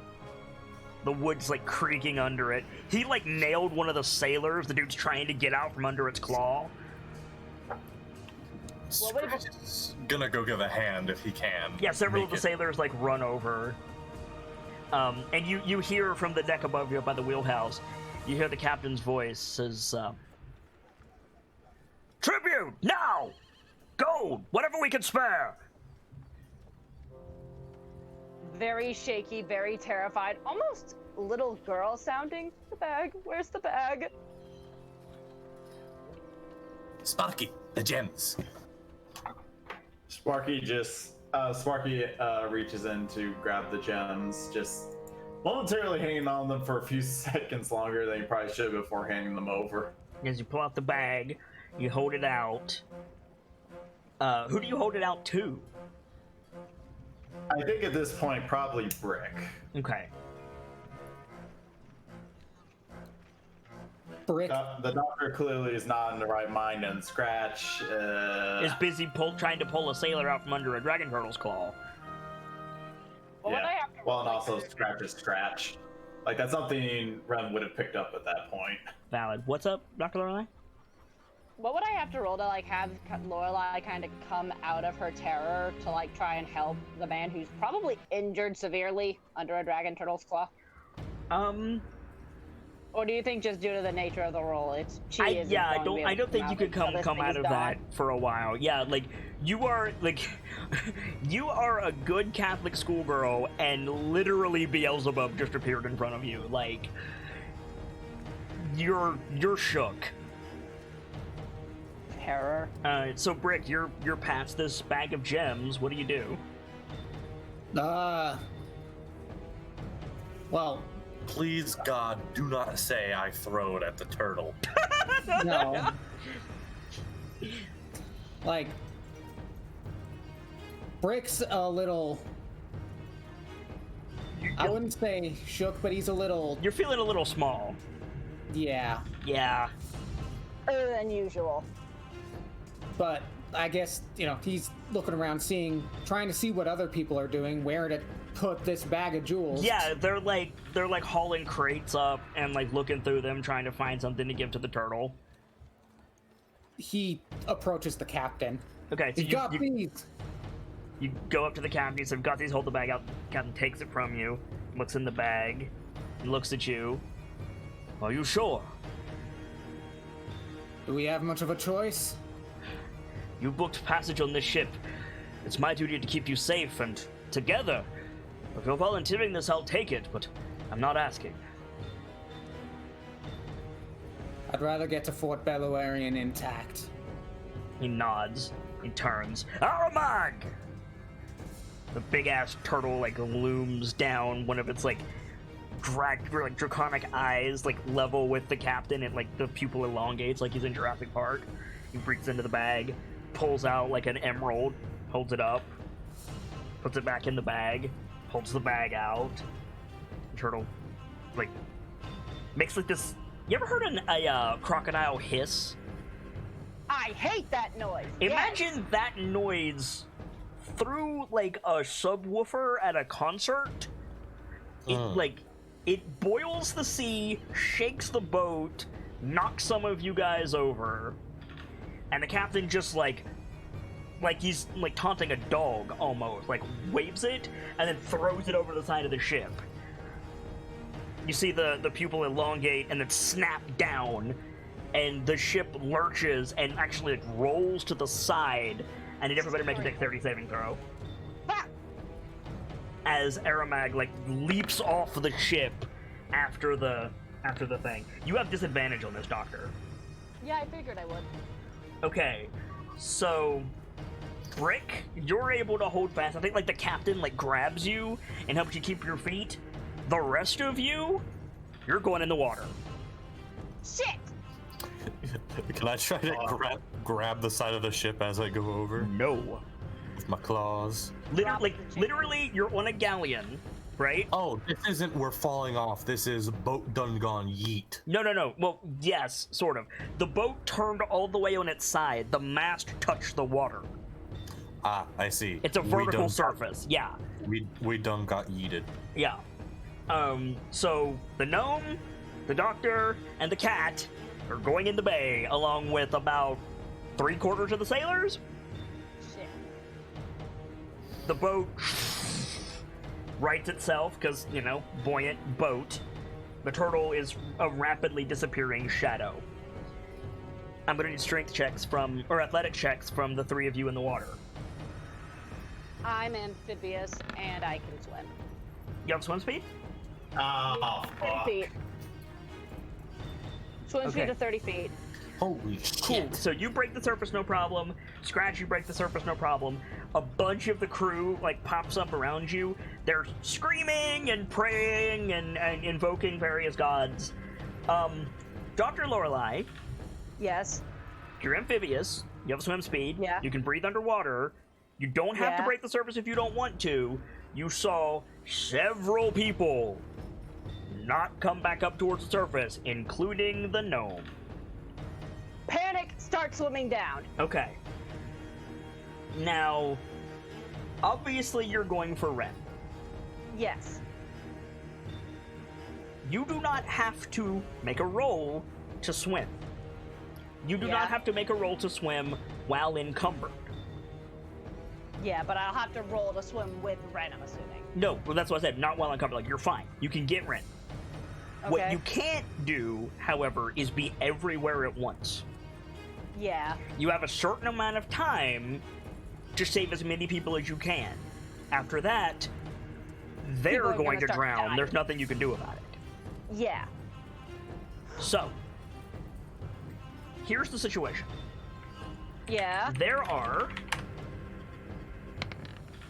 Oh, God. Oh, no. Yeah! There are 12 sailors poorly treading water around you as you break the surface with Ren. Bell on the ship is ringing. People are throwing ropes over the side. Some of the stronger swimmers are jumping down to save them. This is about the point that Scratch breaks the surface. Ren, you break the surface. None of you guys are drowning. Scratch, You are aware of one thing in particular, and it's not the dragon turtle. Water. Worse than that. Mm. There's a shitload of reef sharks in the Bay of Cholt. Like, it's an infestation. Like, there's bounties on them. You guys got, like, 30 seconds before these sailors become shark food. Not all of them are alive. That is to say, the sharks. Yeah. Sue Lorelei is going to get above water. Can Ren remake that check, or would Sue have to like hand him off to Scrat? Yeah, you have to help him. He can't. He's got too much gear on. He can't swim. Then I think Sue Lorelei is going to like quickly try and bring him over to some of the ropes, and then immediately go back under. Okay, so you're going down. You're gonna like save people. Brick, what are you doing? You managed to keep your feet as the ship righted itself, like stumbled back. The captain has forgotten you. He's giving orders to the crew still in the ship. You know, trying to save as many people as you can. Brick's just, I think all Brick can really do at this point is just try to help haul people back onto the ship. Okay. So you want to like just grab a rope and help get people up? Yeah. Okay, so what that will do, make an athletics check, and if you roll high enough, then I will cut that number of drowning in half. Do you have inspiration? I did at the end of last session. Okay, you want to use it? Yeah. Cool. So you only got to worry about half that number, Dr. Lorelei. All right, still, Sue is not going to be fucking around. She's swimming as fast and as hard as she can. Scratch, what are you doing? The two thoughts in Scratch's mind are... well, the thoughts in Scratch's mind are... Dragon turtle, reef sharks, drowning people, water. Uh-huh. And the one that comes to the top is... If we save these people, we might be able to get more favors and more money down the line. Uh-huh. And he is so women. Make an athletic check. You don't have a swim speed. No, not yet. Lorelei is Aqua Lady. Okay. Oh, Can I do a cantrip once, Dr. Lorelei? She's already gone. You're tied around a rope. You're barely conscious, man. Ah, okay. Your tiny little gnome, you got yeeted. You hit that water hard. You're dazed. So unfortunately, not in this case, unless it has a range on it. Like if you wanna like spell snipe some reef sharks, that's one thing. But if you wanna like cast guidance on Dr. Lorelei, she's gone. I don't have any spell snipe stuff. All I got is a crossbow, and I'm like, that's not gonna work on the rope. So you get hauled up onto the ship. You're still like coughing. Brick, you see Rin get pulled over the side, so he's good. You probably, since you're hauling people up, you can see like Dr. Lorelei, like literally in her element right now. And also Scratch is, well, he's trying. It's that cat panic swim, but he's swimming towards other sailors. Yeah, you're like, you're not doing a great job, but if you can like get them a piece of lumber or something, they have a better chance. Like Sue Lorelei probably notices.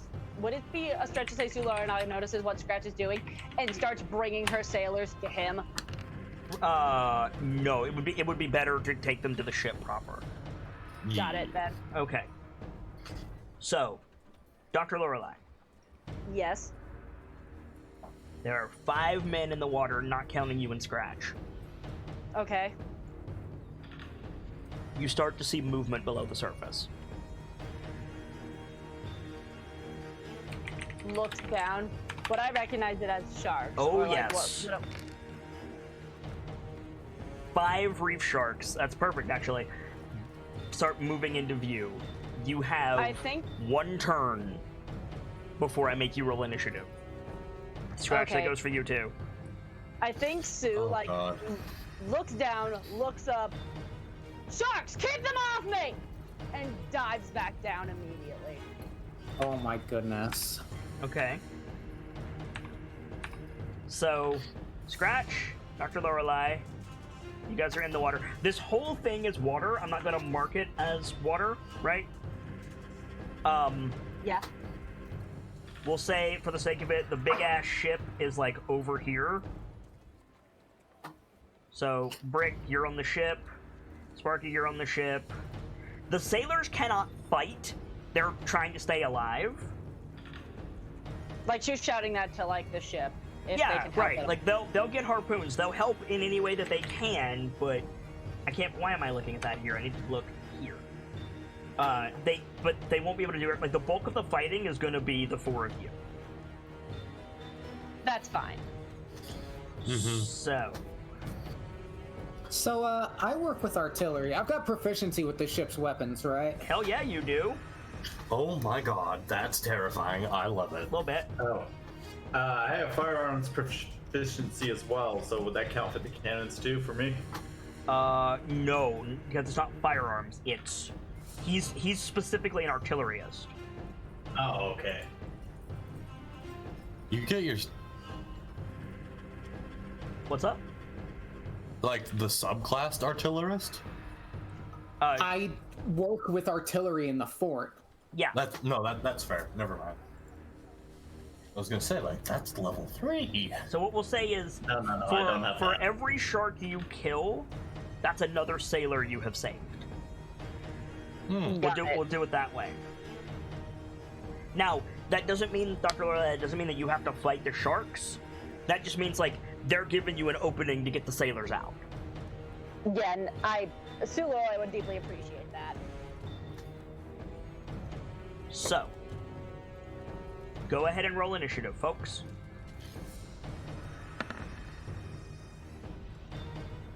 Oh my.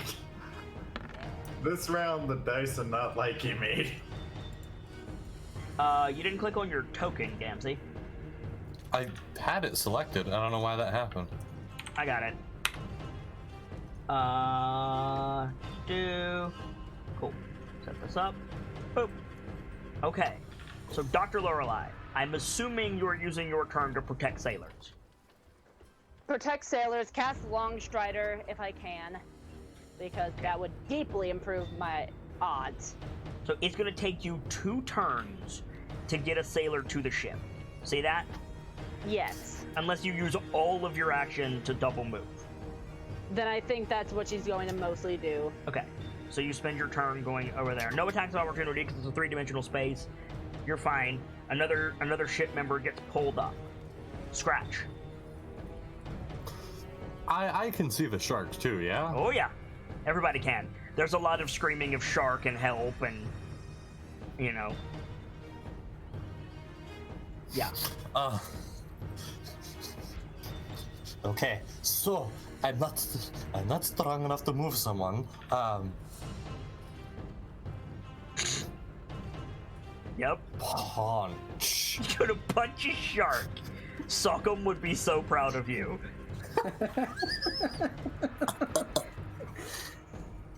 Oh god. Mm-hmm. Go for the eyes! Yeah, go Actually, for hit him in the nose. That's more likely to get him to fuck off. valid. Actually, yeah. Okay. Both are Well, the going. question is, would Ren know that? Probably, yes. So, Oh, okay. I just.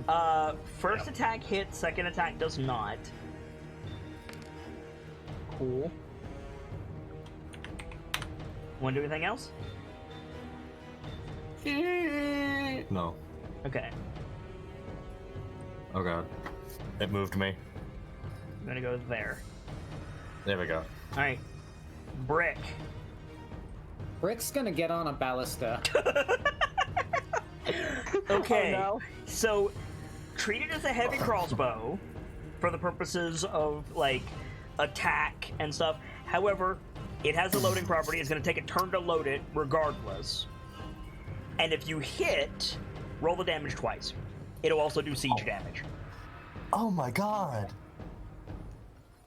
You also can't move with it. Like, it's a turret. Alright.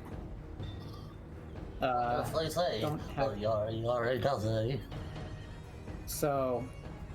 Alright. So, it would be a still- ranged. It would be a ranged attack with your proficiency.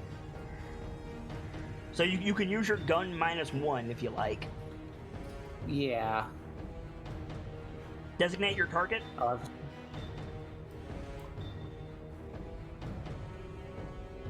One sec. I was just Yeah, switching the stats on my gun so that I could just roll it normally. that's fine. I am gonna be shooting this one. Bottom boy. Yeah. All right, make your shot. Sparky, you've got a heavy crossbow, right? Yes. What's the damage die on that? It's D10. Cool. So roll 2d10 and add your dex.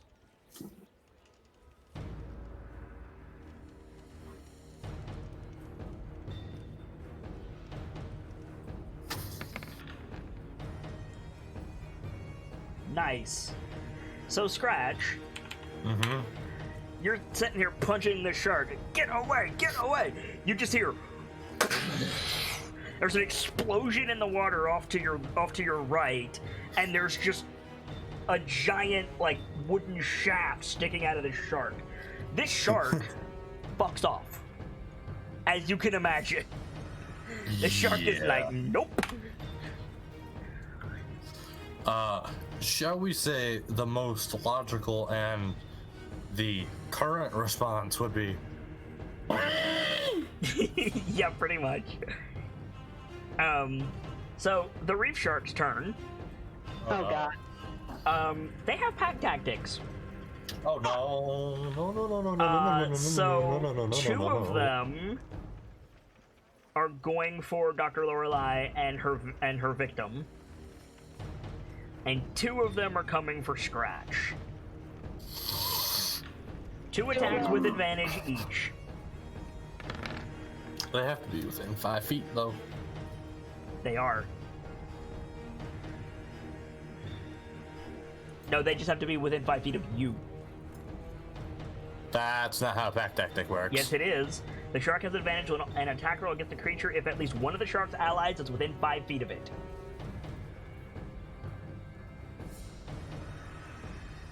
I know that to admit that I shouldn't be arguing against myself here.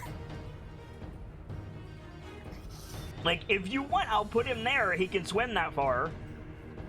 No, I don't care.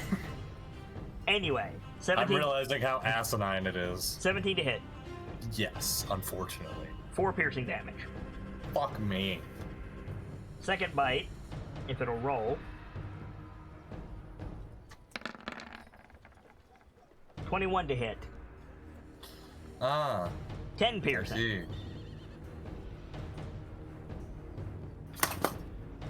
God fucking damn. You shouldn't be dead, mate. You should be at 2.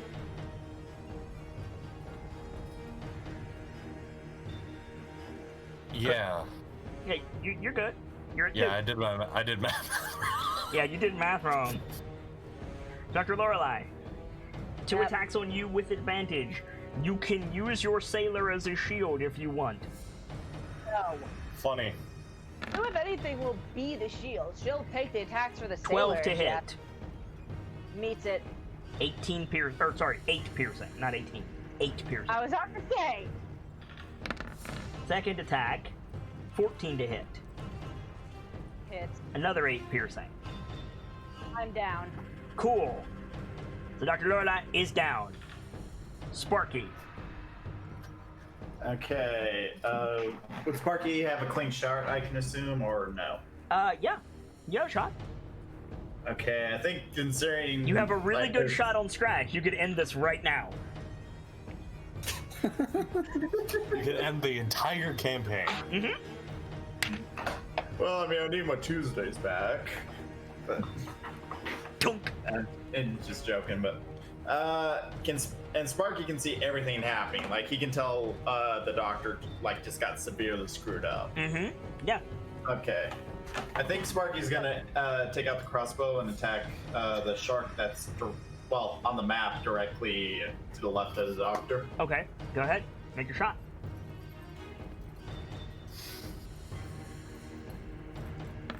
Ow.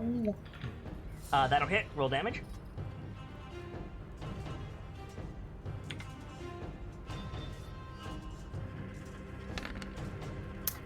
Is it an arcane weapon currently? No. Okay.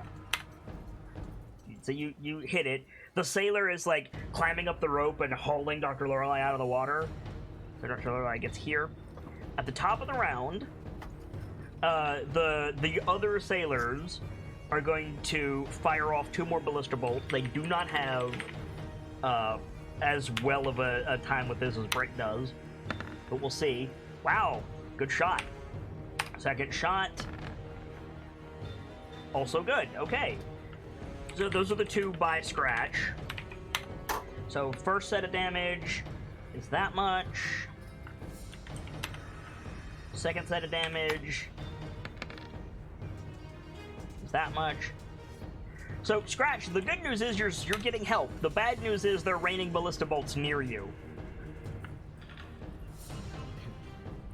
The sailor gets Dr. Lorelei up on the deck. She's bleeding heavily. Dr. Lorelei, top of the round, I need a death save, please. If it'll roll. Okay. Cool. Noted. Scratch. Panic, bleeding, panic. Yeah, you are. Punch. Punch! You hit. Roll damage. Which one are you hitting? The one I hit last time. Oop, sorry. So, that was Bottom Boy. Yeah. Bottom board. Okay. He's not dead. You want to follow through? Yes. Bring up your other fist. Actually, Hoshan. What? Hoshan. You took the attack action. You cannot take the attack Oh, action and I drink forgot. a potion. Yeah, I forgot. Sorry, mate.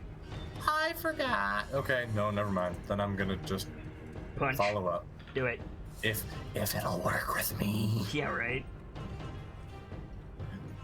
Go for the eyes. You missed.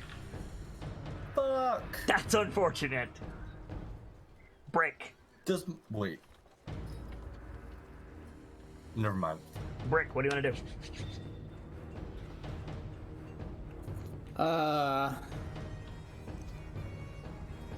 This thing needs to be reloaded, right? No. You reloaded it as part of your turn. Okay. You just can't shoot twice. Yeah. Alright, I'll take another shot with this thing. Okay. I'm going to aim for this one. Alright, do it. Make your shot. It's a big old ballista bolt. Fires off into the water. I hope to God you hit Scratch. That would be so good.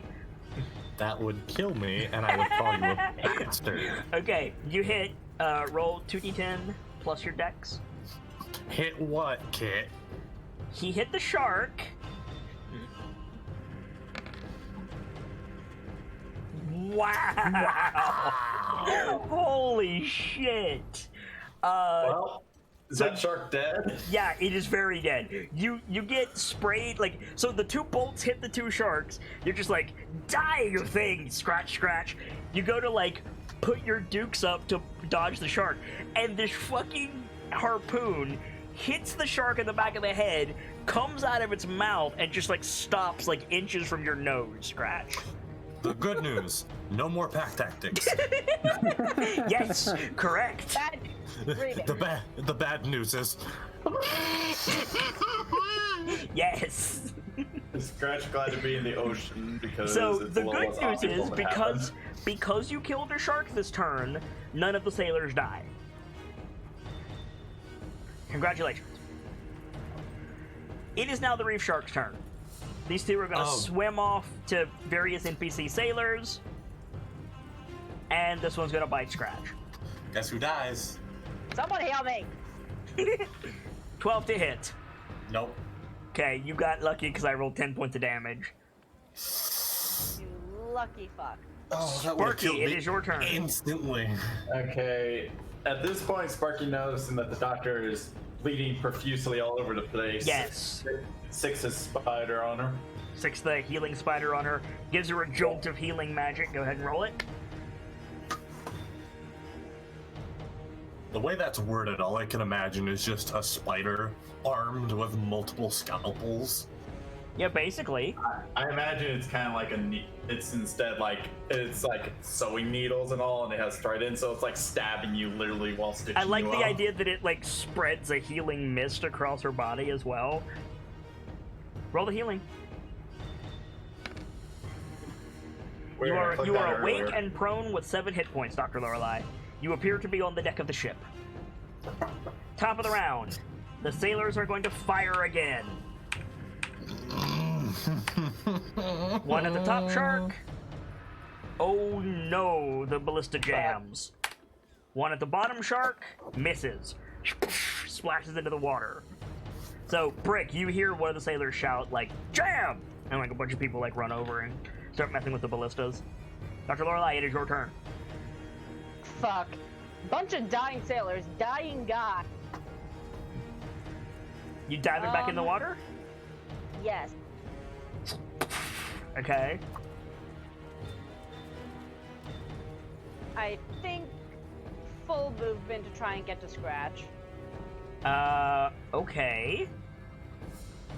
There's a sailor here and a sailor here, just so you know. But you can get to Scratch. Would she be able to use Bardic Inspiration for Scratch? And what's the range on it? Give me 5 seconds. I'm pretty sure the range is sight. I'm pretty sure it's not. Or, however, if they can hear you, is what Very I mean. few things are like that. Yes, if they can hear you. Very few things are like that. Choose a creature other than yourself within 60 feet of you There you who go. can hear you. So yeah, Scratch is within 60 feet and can hear you. Yeah, I think she's going to use Bardic Inspiration and head for one of the sailors again. Okay, so Scratch, you have a d6 to add to something other than damage. Where are you heading, Dr. Lorelei? Probably towards this one. Okay. You can get up to him and start... Like, if you start to swim away, the shark will bite you.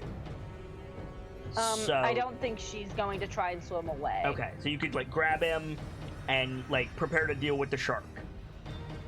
Prep attack. If it tries to come at either of us, I'm going to hit the shit out of it. Cool. Scratch. Punch. Do it. Tabaxi. Punch. You hit it. Roll damage. Get the eyes. That is a dead shark. The nose! You aim for the nose! You killed a shark. Good job. What do you want to do? There was a sailor over here, wasn't there? Yes, by you, yes. Grab. How big is the shark? I mean, it's a reef shark, so probably like, I don't know, 7 feet long. Yeah, reef shark, big old boys. Oh well. Shark, that'll be another story. There's several shark corpses around you at the minute, by the way. Yeah. Just gonna grab the guy and try swimming. Okay, make an athletic check with disadvantage. Dude's unconscious.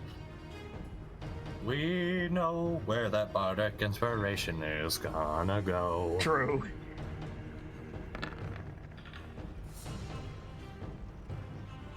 Okay. What was it? A D4?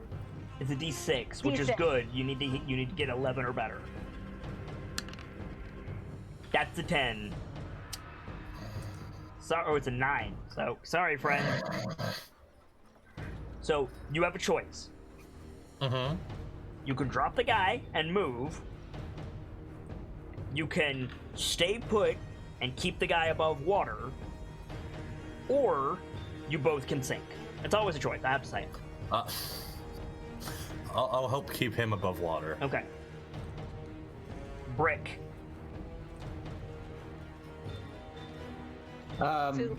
Brick's just gonna keep firing. Okay.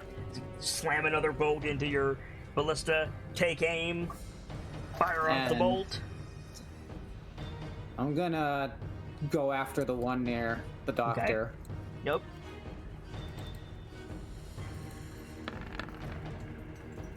You hit 2d10 plus your dex.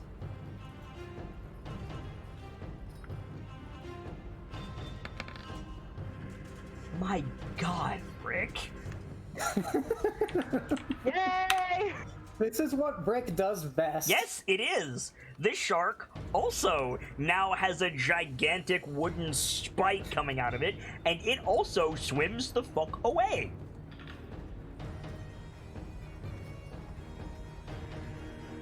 The last reef shark, if nobody buy it, is gonna take a chompy chomp at the sailor. Oh. He misses. Oh, thank fuck. Ren. The At doctor this just point, threw herself back into harm's way. Ren's gonna take a shot at the last shark. Do it.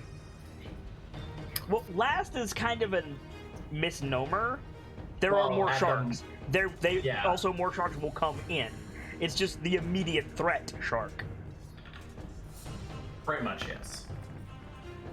That hits. Roll damage.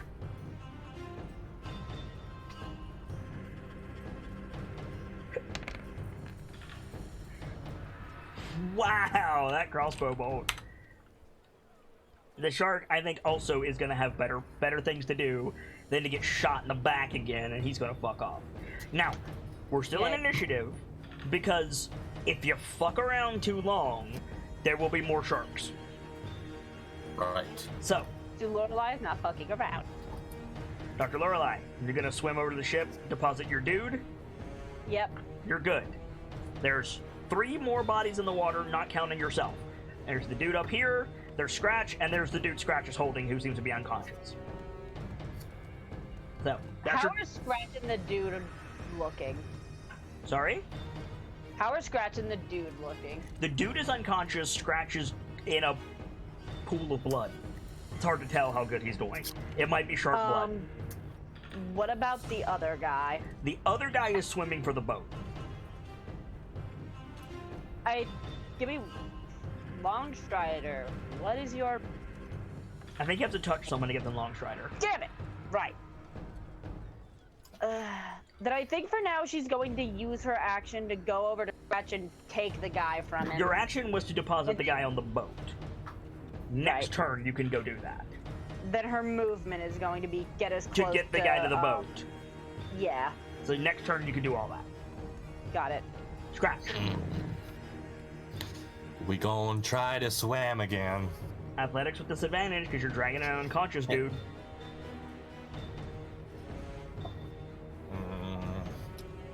You gotta get 11 or better.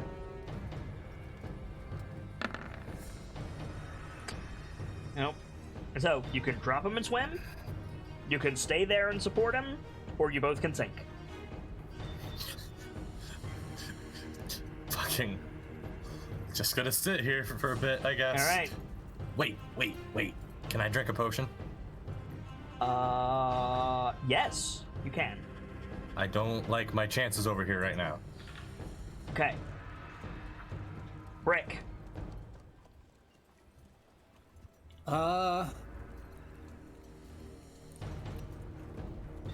Brick can't help much now with the ballista, so I guess he'll just go back to helping people climb back onto the Run deck. over to the rail. So you see, Dr. Lorelei is like, she's got her hands on the hips of a dude being pulled aboard. You don't really need to help there. You look out over the side, you see Scratch surrounded by blood, holding something against his chest and kind of like doing that like half backwards float. And then you see another dude like swimming for the boat as best he can. He's a ways out yet. Is there any chance I could toss a rope to Scratch? No. No. You're probably better off trying to toss one to the other guy. Yeah. Like, even that, like, it's not, remember, it's not just lateral distance, it's down as well. Like, you Yeah. frankly might not have a rope long enough. Alright, yeah, Brick's just gonna try and haul people. Okay, make an athletic check.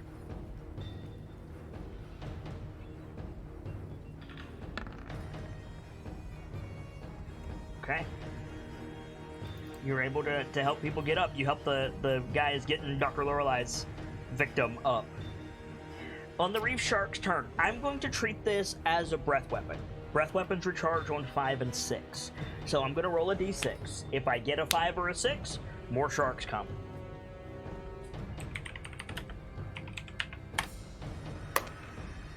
That's a 5. Great. I'm glad I took that potion. Same. Good One news. shark. It's just one more shark. Bad news, it's one shark. Bad news. It's right here. So, Scratch, you're just like, all right, drink a potion. Someone's going to come and help me. And you feel something brush against your feet. In the back of his mind, I need to learn more tricks from Madam Red if I survive this. 15 to hit. No. Cool. Sparky. Thank God I got rid of that shitty armor. Can Sparky tell if the shark's there? Not yet. There's a big pool of blood around him. Unless Scratch screamed, no. Kinda. A shark suddenly appeared before him. Do you think the motherfucker wouldn't scream? Yes, I do. You would scream. I would scream. True. Scratch screamed. Okay, so Scratch seems to be screaming and flailing, but you cannot see exactly what it is. If you want to make an attack, you'll have disadvantage. Fail, and you run the risk of hitting Scratch or the sailor that he's holding. Please, God, do not. You will kill me.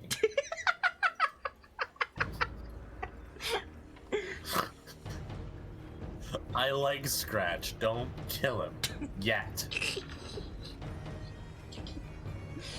Sparky, what do you want to do?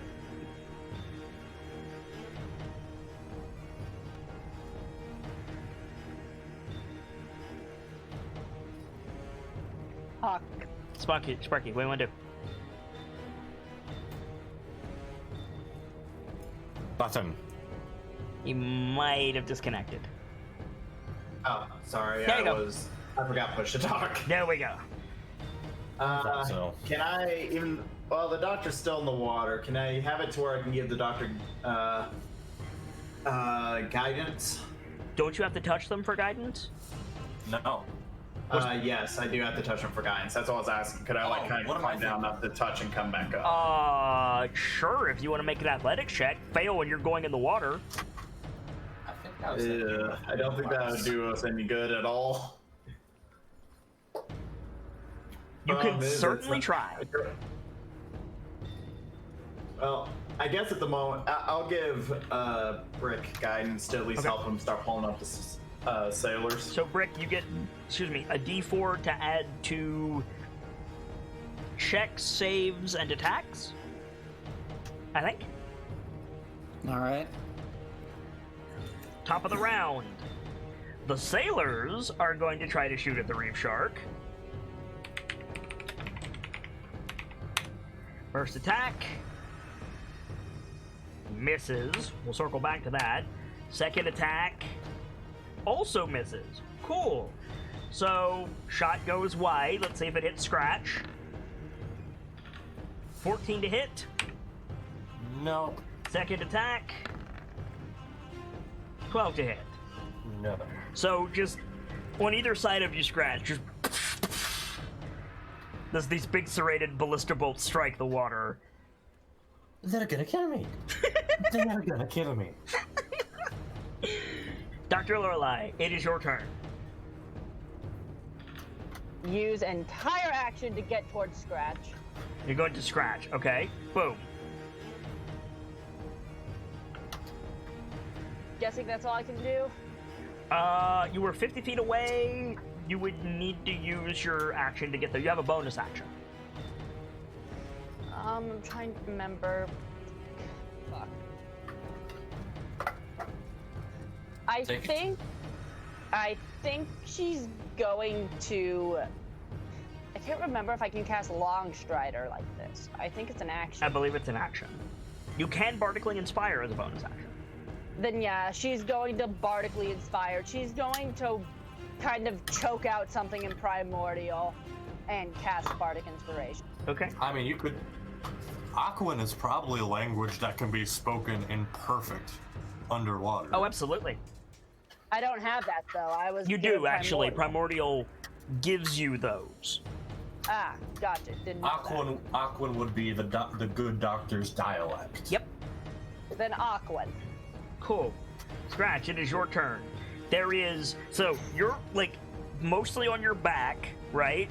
With your shoulders and head above the water. You got this sailor. You're holding onto him with both hands. At your 4 feet, there's a reef shark.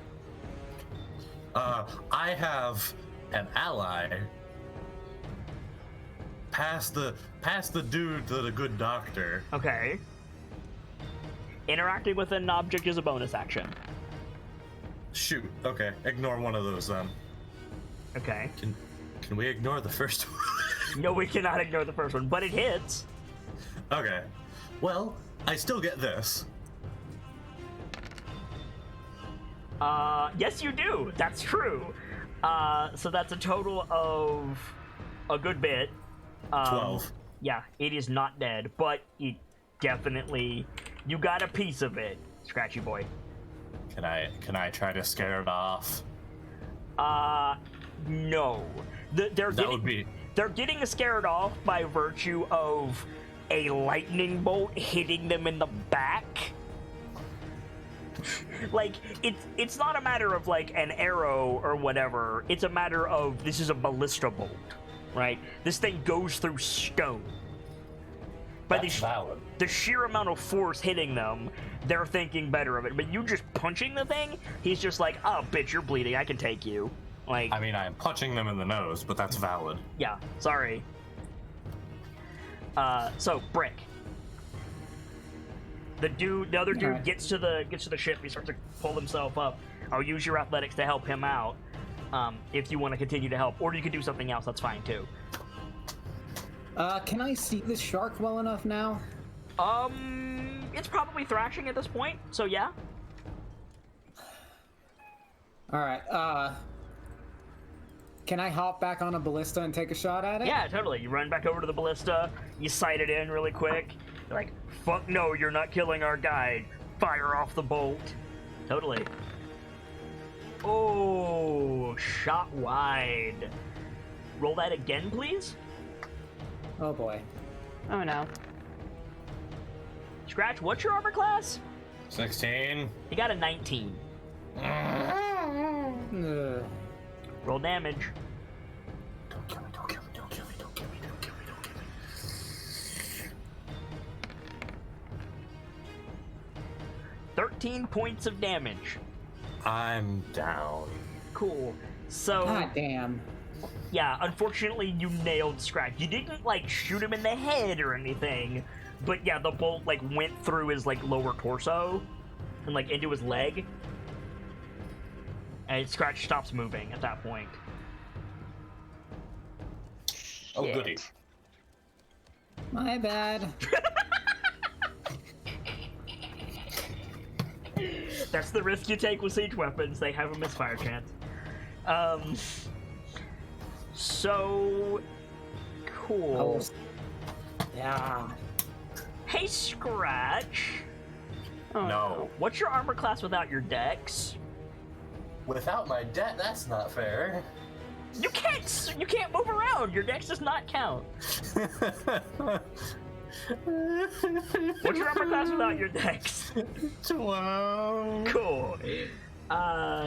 So I'll just take the death save. yeah. So you take a failed death save as the shark bites you. And Sparky, it is your turn. Okay, after seeing that. Well, Sparky this time does have a clear shot on the shark, right? Ish. The only thing they can do to hurt me now is shoot me again. Wait, I just realized, did Brick not roll, wouldn't, because it's in Bill, does that count as an ability check using artillery? Because he would have had Bardic, or my, guidance with him. That's true, but he didn't call for it. Oh, that's fair. Yeah. He has to tell me he's using it. I forgot I had it, actually. I can't help you, man. Oops. We've moved 2 turns past then. Unfortunately. Gotta remember that stuff. Sparky, what are you doing? I guess Sparky's still gonna take an aim at the shark and hope we can hit it at least. All right, make your shot. You hit it. Roll damage. Scratch, I remind you you're at 0, Yep, not 10. I know. Your arcane weapon is still not active? No, it's not. Cool. You hit it. It's bleeding, but it's not dead. Top of the round. I'm gonna... I will. Hang on. Sorry. Before your turn, the crew is manning the ballistas. Oh God, please no. I'm going to give Brick an opportunity here to speak up. If Brick... Hold your fire! Alright. Make a... You're not their boss, but you are issuing a command. I think this is intimidation. All right. Make an intimidation check. I'm going to use the guidance on this. Good plan. So add a d4 to whatever you roll.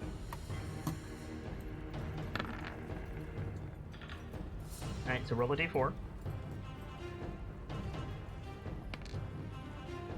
Alright, so you shout like, hold your fire! I think they're so surprised they like stop, like the dude's about to like pull the lever on the ballista, and he stops, he's like, and he thinks it's like, we've got men in the water, why? Exactly! We've got men in the water! And plus, one of our owners already been shot. And whose fault is that? Yeah, right. I think the captain, like puts his hand on your shoulder, Brick, and you like look up, and he nods, and he says, "To your posts now! Get those ropes out of the water!" And yeah, so they leave the ballista, so there will not be ballistas this turn. Dr. Lorelei, it is your turn. I will take any penalty. Reducement of my movement speed. Disadvantage on getting away from this thing. Advantage on an attack to me. Anything to try and swim with both Scratch and this sailor in my arms. Can you heal the cat? Yes. Because if you can heal the cat, you don't have anything to worry about. The cat can then swim himself. If you don't, sure, you could probably lug both of them. The issue being is Scratch might bleed out before you get him to the ship. Then I think instead she's going to grab Scratch and cast Cure Wounds. Okay. So go ahead and cast that. Alright, so Scratch, you are awake, in the water, with 11 hit points. Please, God, stop killing me. However, you do still have a ballista in you. Like, you wake up and there's like a ballista bolt sticking out of your leg. Unless the doctor ripped it out before she healed you. Yeah, no, the doctor, like, basically pulled it out. And, okay, cool, and never then, mind that. I'll have to heal this when we get back. I mean, you're fine. Magical healing will fix that. It's fine. So yeah. So now if you want to so you can't swim all the way back to the ship, especially not encumbered with an unconscious sailor, but you can get like here. You can get away. I think Sue's going to give Scratch a look of get away from this thing and dive back down with the sailor. You don't need to dive anywhere. You've got him. You're floating. You can just swim back to the ship. Yeah, just start swimming back to the ship. Scratch?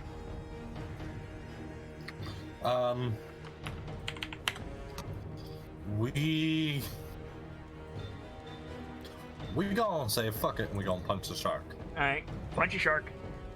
Punch a shark. Grab doctor's orders. Panic, panic, panic. Punch, punch. Did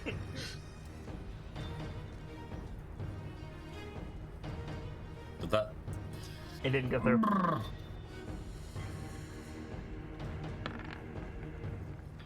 That hits. Full damage. Oops. You killed it. Dead shark. Oh, thank God. Make an athletics check, Scratch. Actually, make a Constitution saving throw, Scratch. Oh. You've been at this a while. The only reason the doctor isn't making one is because she's amphibious. Okay, Yep. you passed. Now make an athletics check.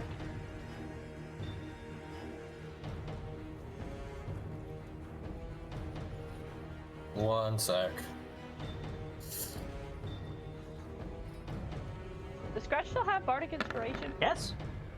I'm probably gonna use. I'm good. Probably gonna need to. Oh wait, no. Whoa. Wait, I don't need to, or I do? You're probably going to need to, is what I said. Okay. So, you can use your movement to swim.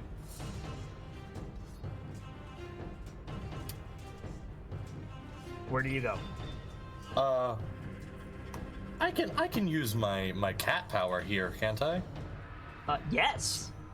You absolutely can.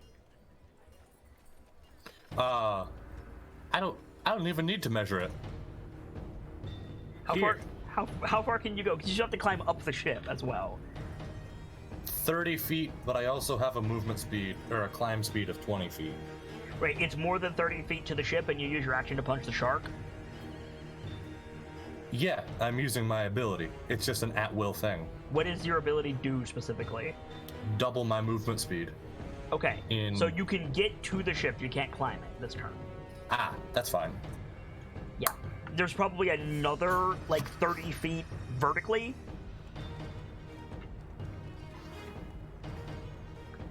Brick.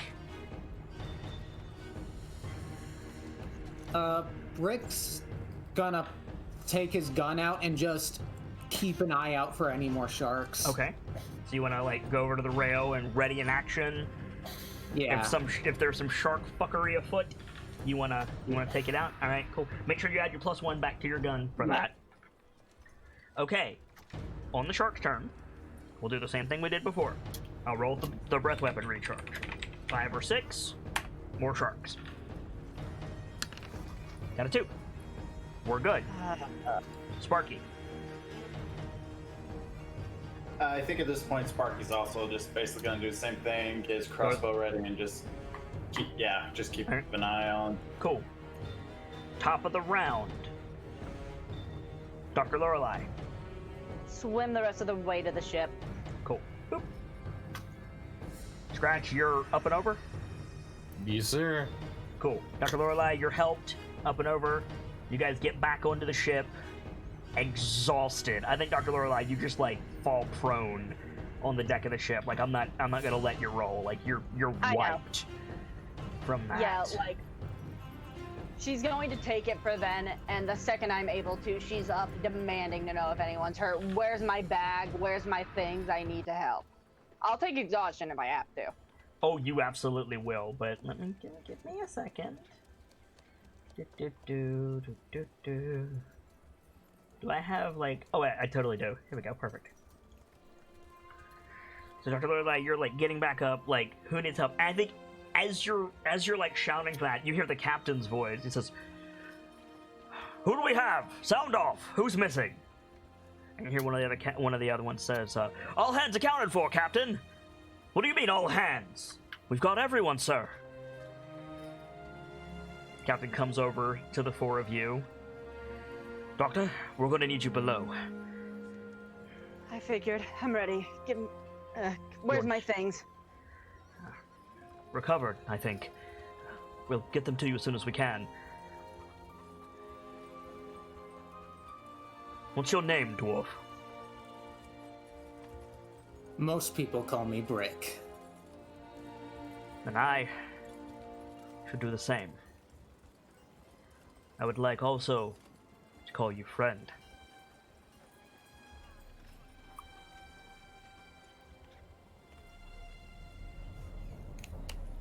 I would agree. All of you did a great service to my crew today. But we're alive because of you, Brick. "Doctor, with me, please." And turns and And starts to rush below deck. She follows. Yep. So, the 3 of you up on the main deck, what are you doing? I think Sparky's gonna kind of like put an arm on the railing, kind of like letting out a breath, as it were, kind of like the, ugh, just like glad it's over. You're not getting those corals back. Sorry, Sparky. Yeah, no, the sharks ate them. They're gone.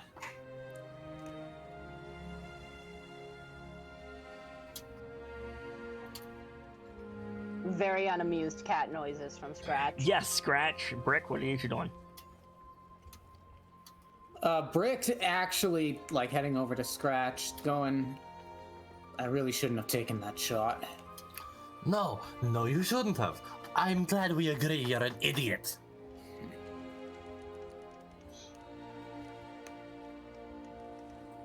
But otherwise, you had very good aim. Where's our dude? Where's Roka? Roka stayed below deck. Are you kidding me? Roka's like, I'm not going up there.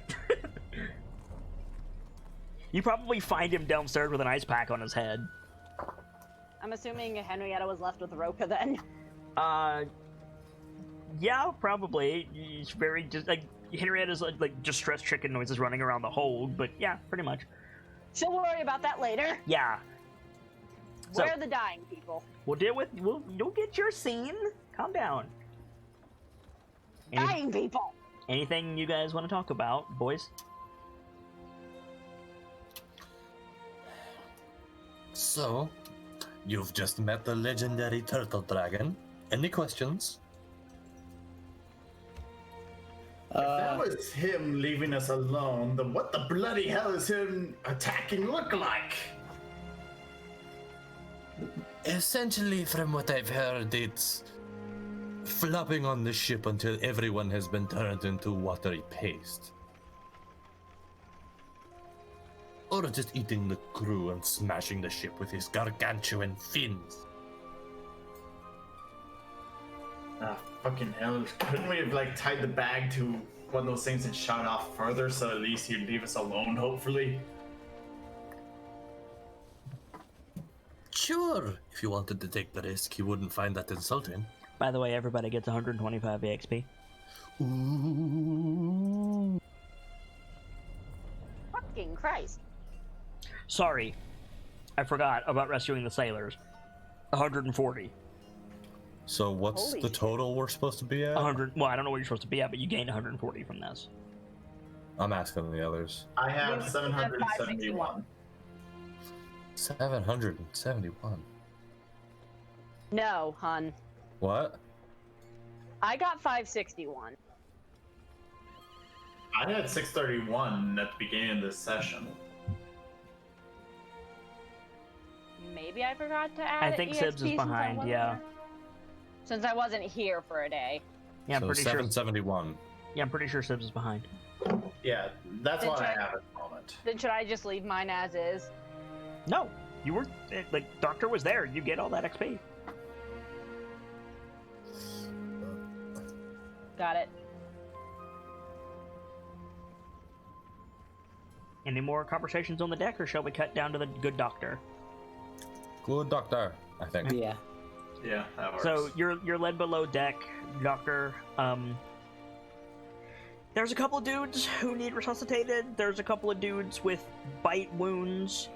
Collectively, give me 3 medicine checks. Pass all 3, and you could get everybody up to par. Okay.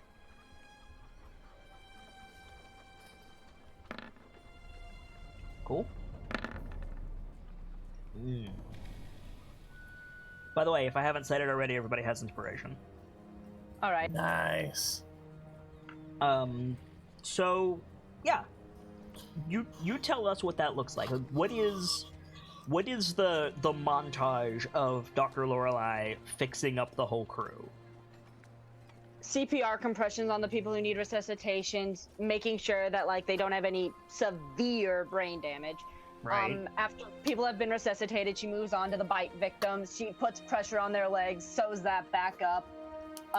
Probably has to use her healer's kit in a few places along with her surgeon's tools. Oh, absolutely. Go ahead and mark off 4 charges. All right. So much.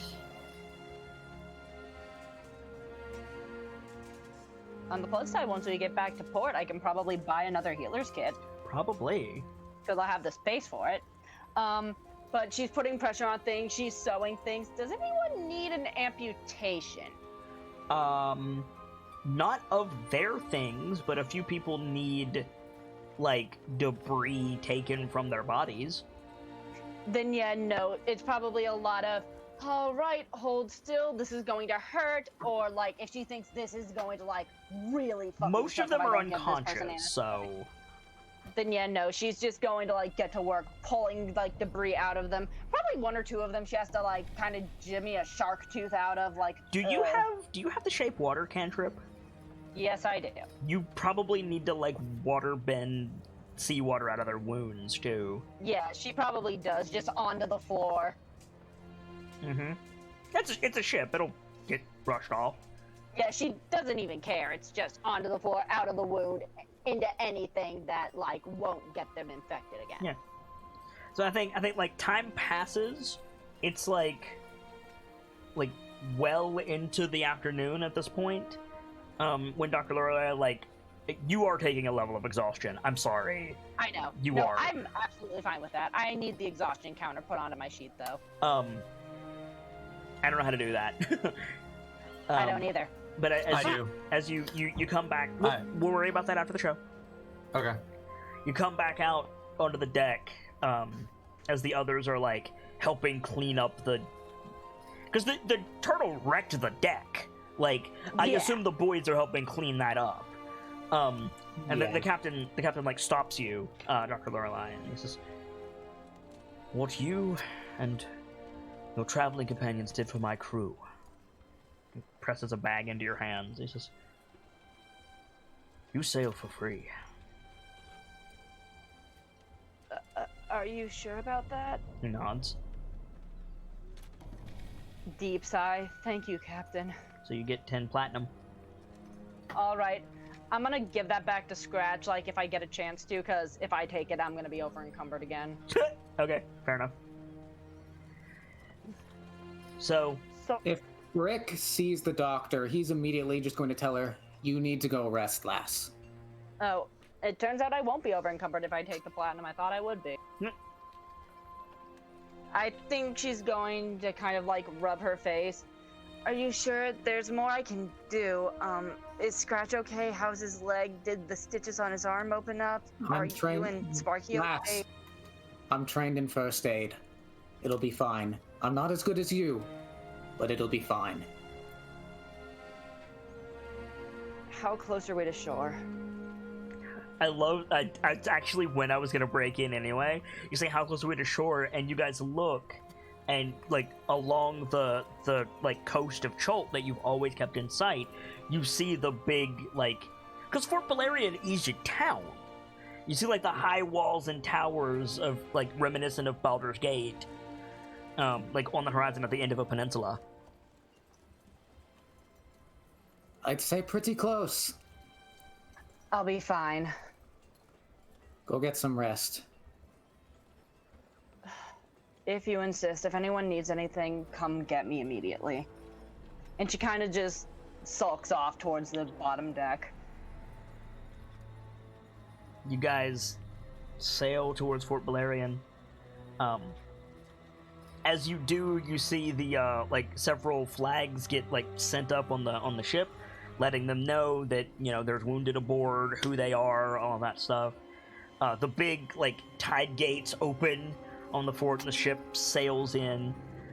Very familiar surroundings: drab gray stone, like high walls and like switchback pathways to make it hard to assault it. Flaming fist like soldiers in full regalia with, you know, tabards and flags everywhere, like milling about. You hear people like going about their duties. Do I have anything specific for Fort Valerian? Let me check. If I do, I'll read it for you guys. Do do do do do do do do do. I might.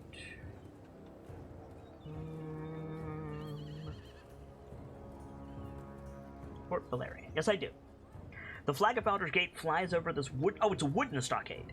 The whole structure sits atop a 10-foot hillock the sides of which are shaved vertically to make them steep and difficult to climb. The fort's main gate faces west. On the east side of the stockade, a tall keep holds a commanding view of the surrounding wilderness. I believe I have a map as well that I can get for you guys. The reason I described it the way that I did is because you're not coming in from the main gate, you're coming in from the port side, which is different. I'm going to put you in Port Nyanzaru for just a second. We're going on an adventure. Boop. Here we go. Boom. Welcome to Fort Valerian. So you guys are... I know there's a bay. It might not be on this map, though. I'm not seeing anything. I've got a black screen. Oh, do you? Okay. Remember, this happened the last time that we tried to mess with maps. Yeah, Just give it a couple extra seconds. I'll sort it. I'm surprised. I know there's a dock. It's just not on this map, which is unfortunate. But yeah, give me just a second, and I'll set it up for you guys. We want go over here. Boop. Doot. Better? I saw it for a second. I had to reload my page. Let me do that. I'll try that as well.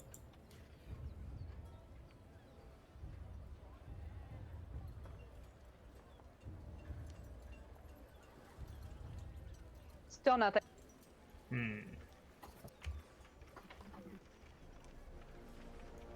Ooh. What if I do this? Can you see it now?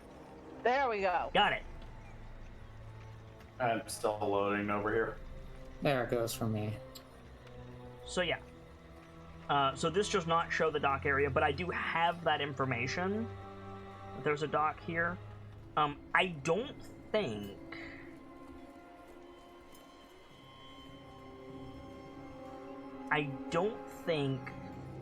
Liara Porter is going to meet you guys because she doesn't know you're coming.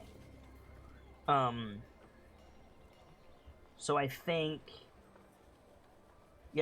Roka keeps to himself. He's just like standing with you guys as like a Flaming Fist like group like comes down to like inspect the crew. The captain, starts saying that they need medical supplies. Like they go off on their own, and eventually a Flaming Fist like lackey, like a little dude.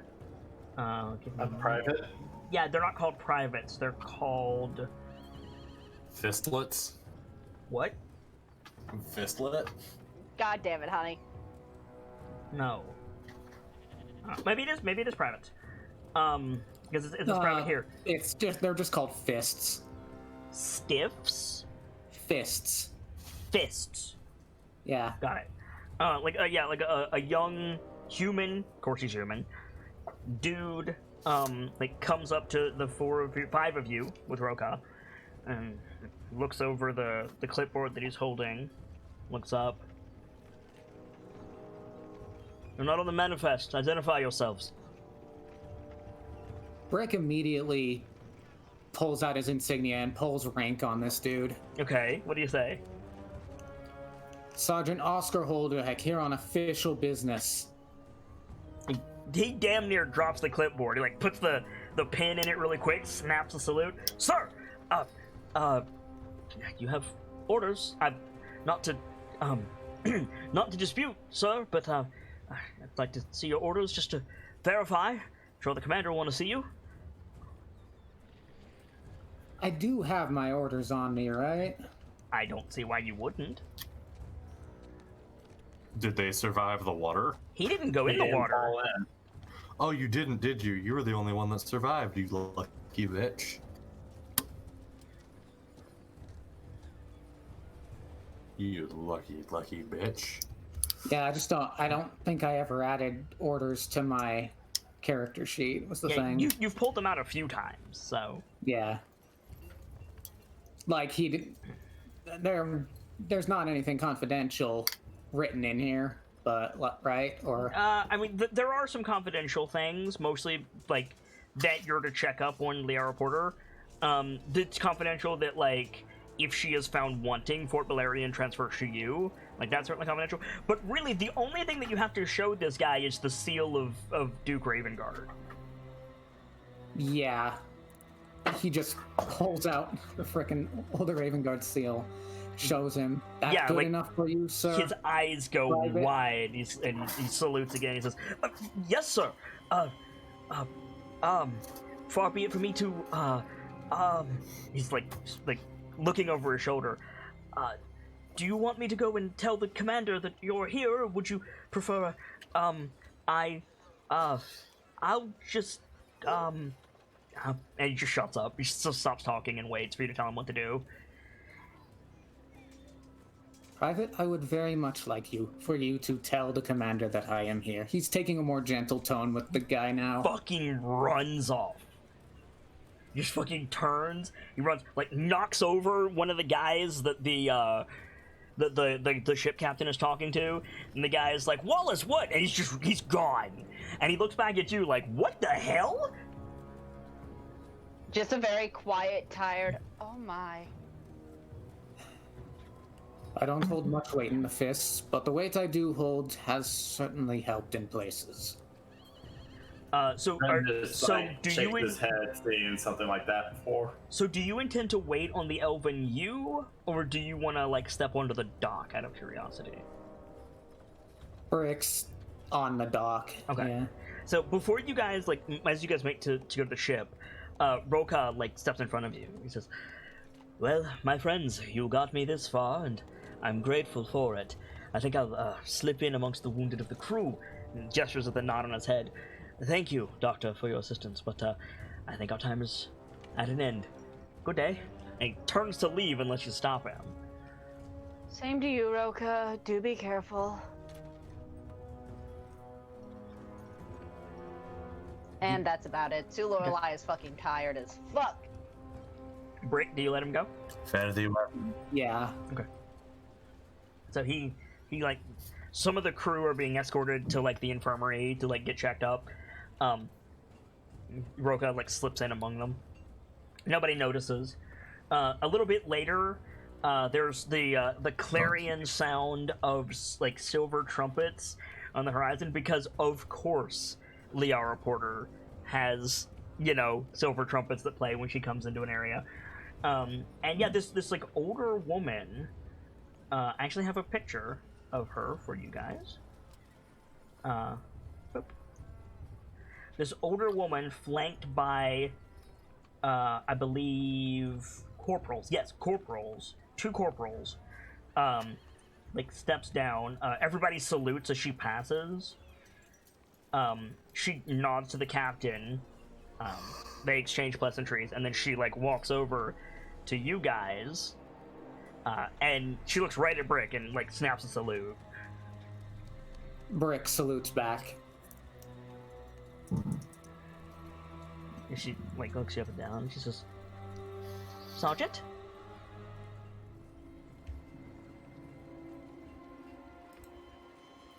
Her rank would be, she's a major, right? Mm-hmm. She's a blaze.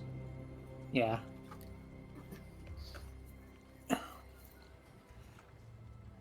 Major Porter, Sergeant Brick Holderheck, Sergeant Oscar Holderheck, excuse me. She holds her hand out to you, like, for the orders. Doesn't say anything. She, like, holds her hand out. I'd have like a copy of the orders to give her, would I? Yeah, it depends on how much you give her. Like, what do you give her? Everything that you have, or do you give her? Not everything. What is the information that she will have from you? Everything, basically, that I'm here to perform an inspection of the fort. Nothing about, like, Suspects of about- corruption. or that it would be transferred to me if anything was found wrong. So you're Like just that. you're just an inspector. Yeah. Or does it say you're an inspector, or does it say, like, you're just, like, reporting here to help out? Probably more like reporting to help out. Okay. So I don't actually have stats for Duke Ravengard, but I feel like this is he gave you this to give to her to engineer you getting in so you can start snooping. Yeah. So make a deception check. You have advantage on this and +6. Okay.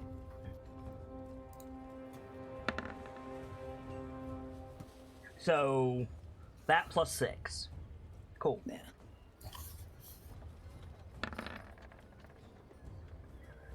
Now can you make an insight check, please? Okay. So this is great. So she takes the orders and she's reading them over. And she's just like, you've seen this look before. She's like, oh, good, I'm sidled with the dwarf. He's transferring here. And then she sees the signatory of the orders, and both of her eyebrows go up like, oh, shit. And she, rolls the document back up. She doesn't give it back to you. She, holds onto it. Actually, she passes it to one of the corporals. And she nods, and she says, I'm sure we can find something for you to do, Sergeant. Are these with you? Indeed. Traveling companions and a guide from Port Nyanzaru. Well, we've no further need from them, so you can send them on their way. No. Do you say no? He says no, realizes what he did, and takes a small step behind Rick. Yeah, so I think you're like, no. She glares at you, and you step beside Rick. You see her nostrils flare a little bit as she exhales. I'm afraid I can't do that, Major. They are also here under the orders of Mistress Sindra Sylvain, who sent us here under orders, sent me here with my orders from Marshal Ravengard. Not to mention the orders of multiple princes that scratches.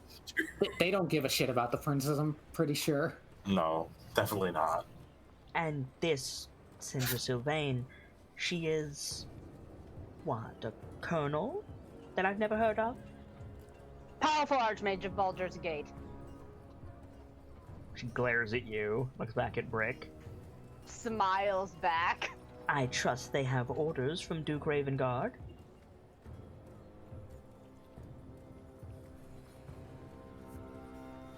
They are to assist me.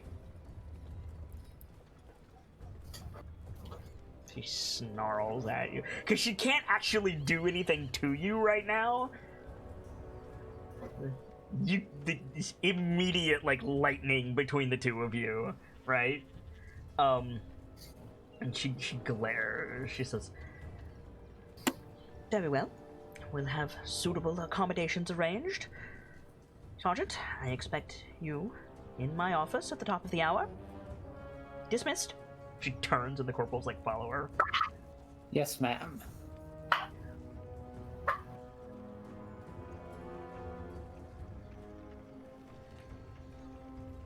Zulia's still smiling with this kind of, this is going to be the rest of the week, isn't it? Oh, yes. Absolutely. Oh, she is not going to make life here easy for me, is she? No, sir. Slight twitching of the doctor's exhausted eyes. I need to find the Shago. You do what you need to do. I need to stay away from I'm gonna say something to Brick directly here. She didn't actually give your friends leeway to wander around the fort. Yeah. Might not be a good idea to snoop around.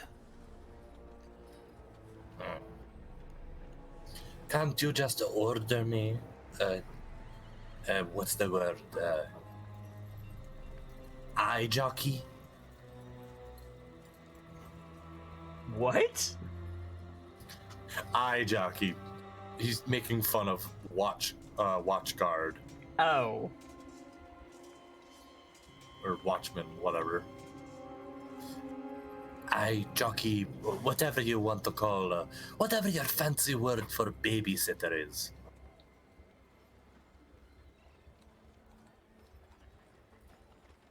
Look, I have my orders here,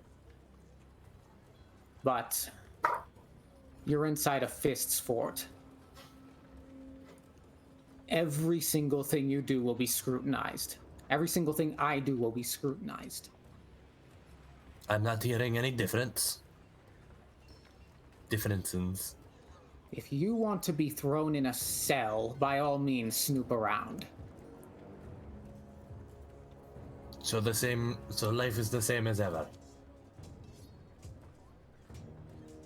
Well, no, actually, a cell sounds cozier than the pit.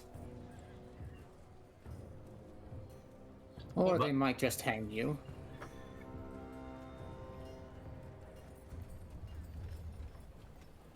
So life's not so different. But this is your turf. Your word. Sorry. Your word goes here. Let me meet with the major first. Let me, for lack of a better term, just establish how much we can do here. Technically, I hold the ability to do whatever I want, but not a good idea to tip our hands so soon. You guys haven't said anything incriminating, but I remind you, this dock is guarded. Yep. I still need to find Shago, and soon, because... I understand. Just be aware, be careful, don't get yourself thrown in a cell. I think Sue Lorelai is listening, but at the same time, she's looking around the town, like looking for any particular things she can be doing. Everyone is looking at you with disdain. Every single fist that makes eye contact with you, Dr. Lorelai, looks away and raises their nose. I think she inhales and just kind of straightens her shoulders out and does the same. This isn't unfamiliar to her, I imagine. Remember, she wasn't very liked among the Brotherhood. And not the same thing. Yeah. Not same, but very similar. This is I'm better than you, you shouldn't exist. Yes. Compared to, I'm a better doctor than you. You're fucking annoying. Yeah. Yeah, one at least isn't arguing whether you should be alive or not. I think she just kind of still straightens her back and kind of ignores it. Okay. I'm sorry, all I can imagine is just, she does that Henrietta on her head, just rumpump with the feathers. No, Henrietta is in about. her arms. Henrietta is in her arms. It was just a visual I liked. Or would the doctor think that they were doing it to the chicken instead? Neither. She's assuming it's her. Okay.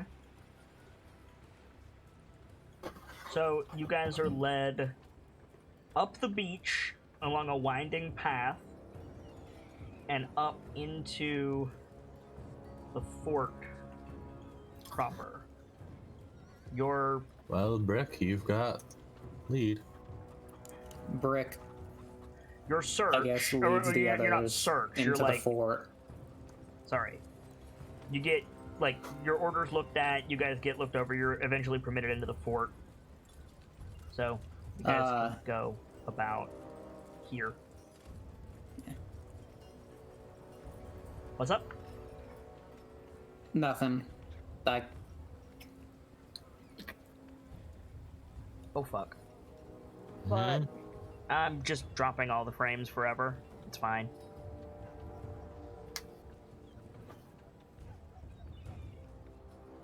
So, what do you guys want to do? You want to stick together? You want to split up? What's your play? stick together until Sparky's at least gonna follow Brick's example. He's dealt with the fists often enough and been bailed out of jail often enough by Brick that he knows Brick at least has a better idea usually. When Valid. it comes to the fists, anyway. Until he's told he can do what he needs to do, Scratch is sticking with Brick. Okay. Sue is going to stick with Brick unless she sees someone who needs help. Okay. Brick, where do you take him? I suppose we're gonna go ahead and I'm gonna go ahead and ask someone where our accommodations will be. That is a good question. Let me check. I know there's a thing that was marked guest quarters. Where is that? Here we go. Important guests sometimes come to the fort. A merchant person for Zara. More of these changed. So that is. Oh. Oh. Cool. Oh. Do I have a second map? Do I have like an interior of Fort Anzaro or not Fort Anzaro, Fort Beleriand? No, I don't. Okay. So yeah, you guys actually have accommodations prepared inside the main building. It'll take a little bit, but yeah, you guys are given furnished rooms. Ren and Scratch have to share a room, but Brick and Dr. Lorelei, you each get your own room. Like all of us are individual, or Brick and Dr. Lorelei get their own individual rooms. Scratch and Ren share a room. fair enough.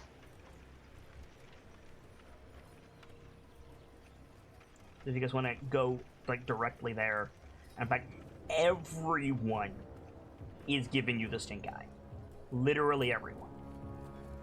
That sounds like a them problem.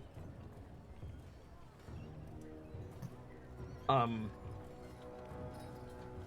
will say this, Dr.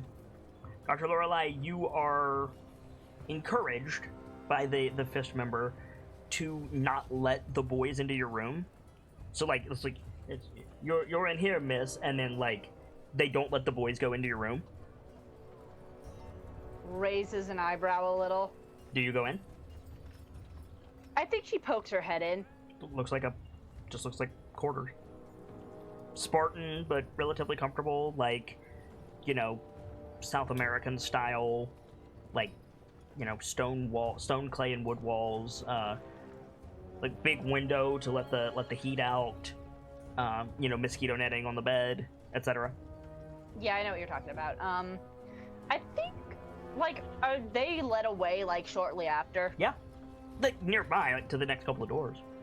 Then I think Sue is going to check the lock on her room door. Is there a lock? There is a lock. It seems sturdy.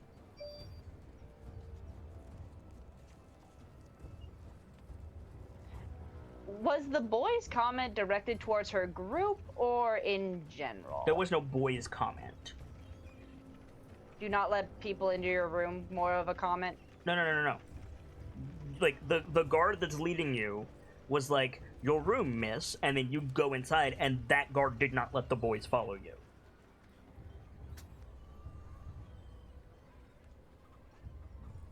Those three are good to come in here. Give me one. They already left. Scratch and Ren, you guys are led to like a double room, much less furnished than Dr. Lorelei's. It's not a cell, but it's only a couple of steps above a cell.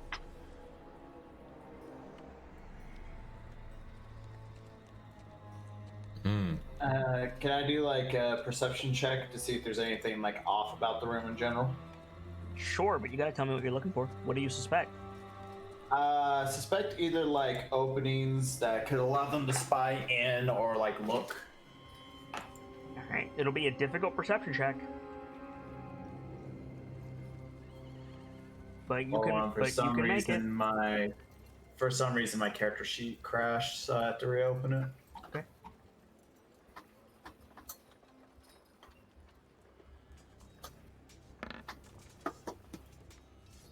You don't notice anything amiss. Okay. And then if you two go in, Brick, you are led to the last room. It's a bit, like, away from the others. It's, like, down a different hallway. Nice, like, mahogany door. You open it up, and it's like an officer's quarters. It's nicer than your room in Baldur's Gate by a wide margin. Hmm.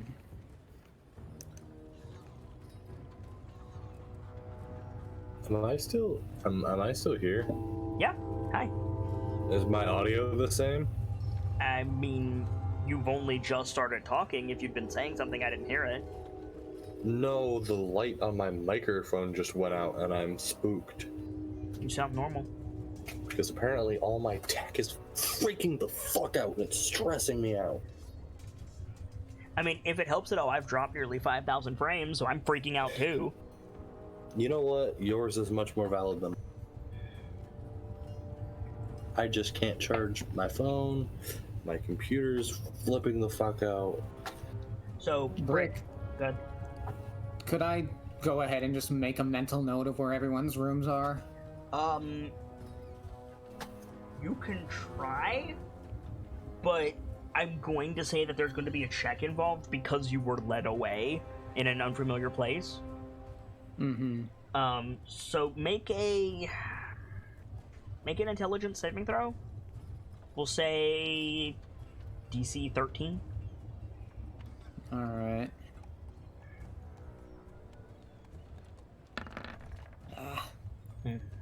You think you can. Like, Brick doesn't know that he can't. But, yeah, unfortunately.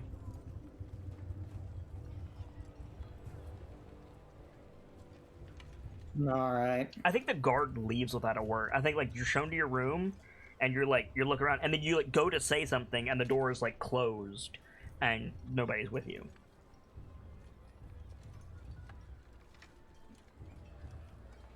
Rick checks a lot around the room, just like looking for maybe a note left by the major. Anything? Nothing specific to you. Like, there's some generic books on the shelves, mostly things about, you know, Flaming Fist, like, protocol, a refresher on, like, the combat styles. There's an atlas, but no, there's nothing specific to, like, Sergeant Holderheck, read this. No. Brick's just going to get it. I assume there's like a desk in here. He's just gonna. There is. Sit. He's just gonna sit in the chair. Okay. And wait. Okay. He's gonna remain alert. So, cool. So, Ren and Scratch. Mm-hmm. What are you two doing? Ren's gonna be given a once over on all his tools and equipment, just kind of make sure that check to see what got damaged, if anything, by the fall in the water. Mm-hmm. I mean, yeah, like, some of your stuff is damaged. You'll need to make a, what's it called? Short rest. Like, over your short rest, you'll need to, like, pick some stuff up. But there's nothing specific that is wrong right now, per se. You just need to, like, yeah, take a short rest and fix your gear up. Definitely. Okay, are we gonna be able to get a short rest now, or? Oh! I mean, if you want to take a short rest, you can.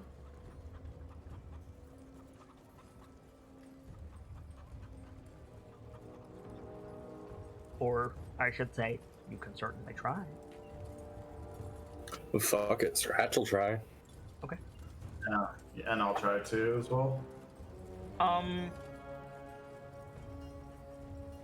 He's gonna stay on alert since this is a fist base, but... Yeah, about that. Hey, Gamzee. How does the sleep spell work? Motherfucker just put me to sleep. Like, it's 5 something, it's like, none of the base NPCs that I can easily access have it. Like, I'm sure I can find it somewhere on this list of NPCs that I have, but... It's, like... If I think right, 5d8, something like that. 5d8. 5d8, and the number is the total hit points required to beat Cool. for the target to not fall asleep. Okay. Which is bullshit.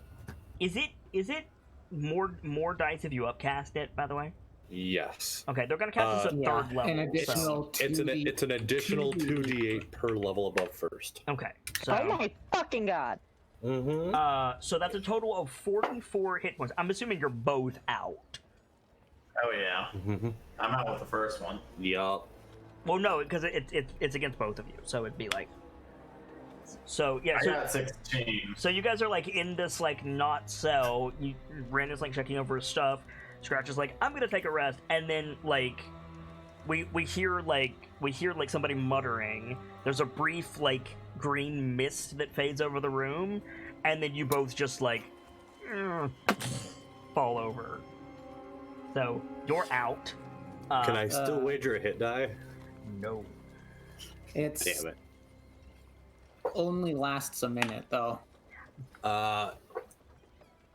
1 minute. And they fall unconscious until the spell ends. Wow, that's Yeah. true.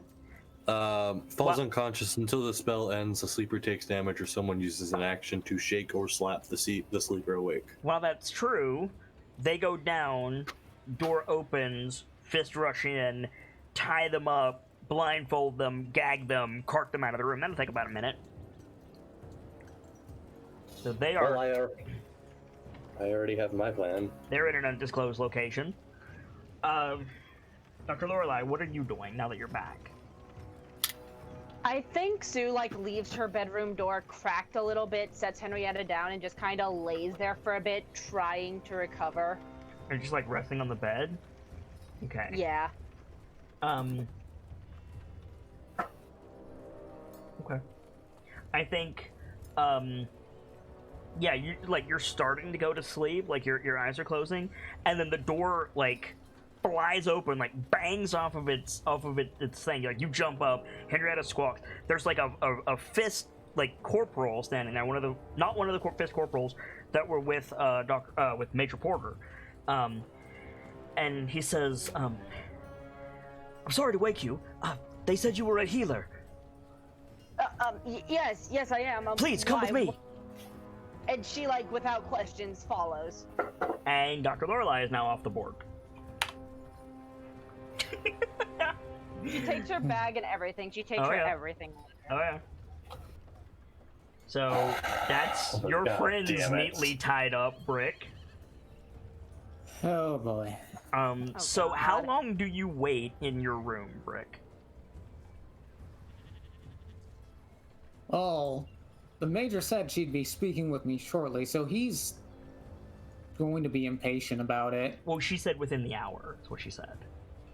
Yeah. So how long Brick do you does not piece like this situation. He's incredibly suspicious here. Okay. He's probably not going to wait more than 10 minutes before peering out the door and walking out. You're not. You go over to the door, it's locked.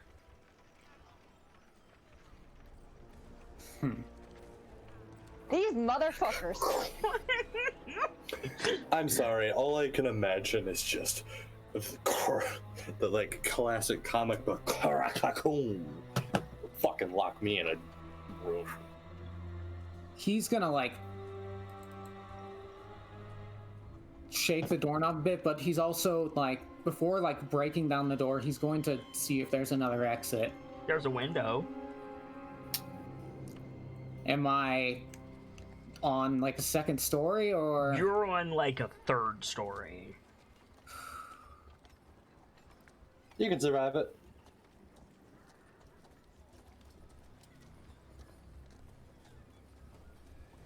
this is bad. You're very bad.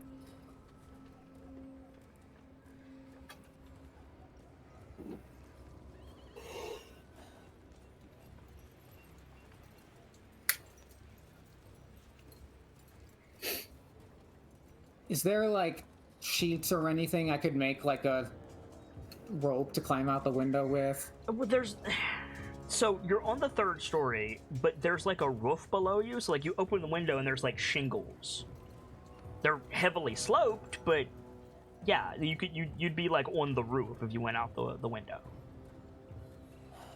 But yes, there are sheets. You could tie them to the bedpost and make a thing. It would be incredibly obvious. Yeah. Can I see like any guards Yes. out the window? Yes. Dozens of them.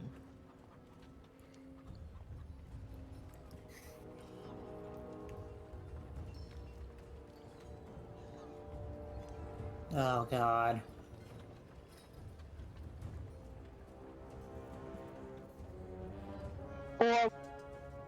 Or even if there is one.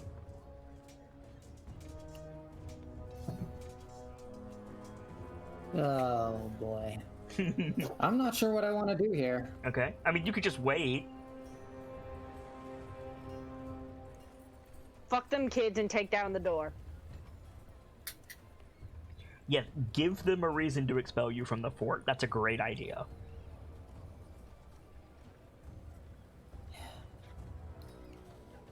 All right. We'll play by your rules for a while, Major. I mean, you have no reason to suspect... Well, I mean, you have plenty of reason to suspect, but you don't know your friends have been taken. Oh, yeah, but she locked me in a room.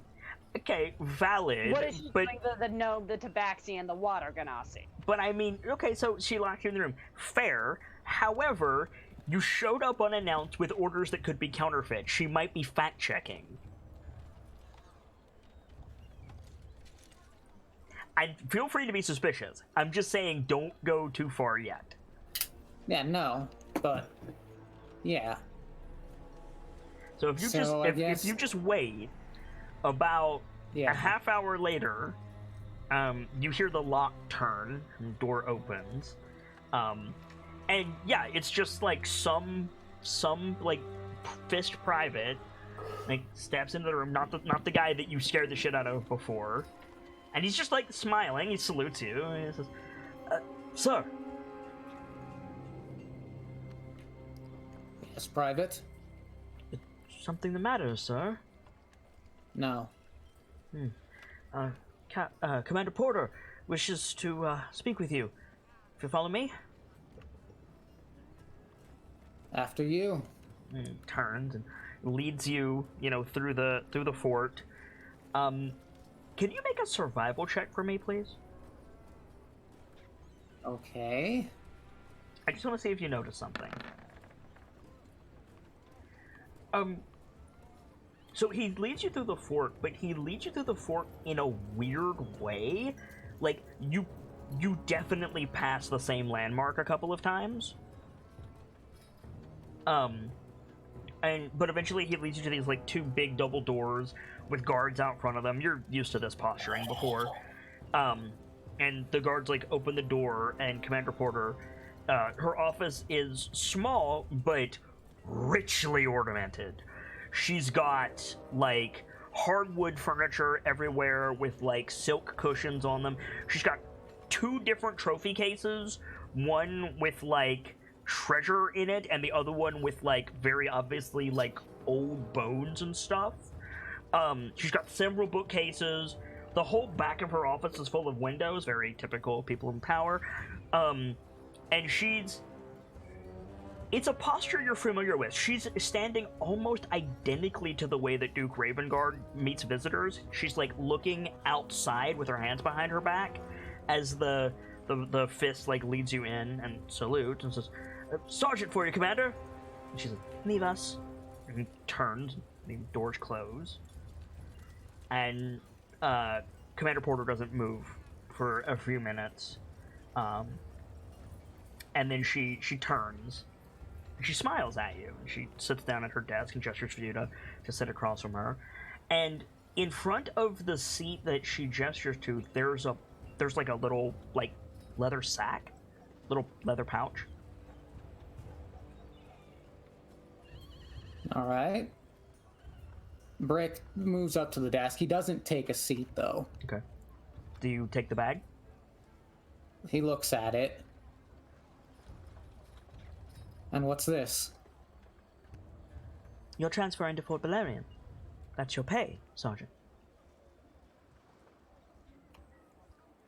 Takes the bag and looks inside it. It's hard to pick up. You look inside and it is full of gold. This is a little above my pay grade, ma'am. Not here, it's not.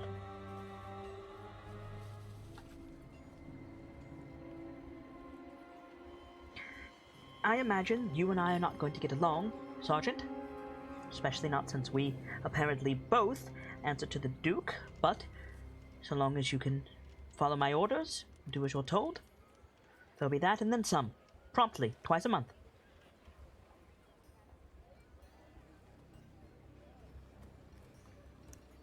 Alright. Suspicious. Yeah, he doesn't pick up the bag. Mm-hmm.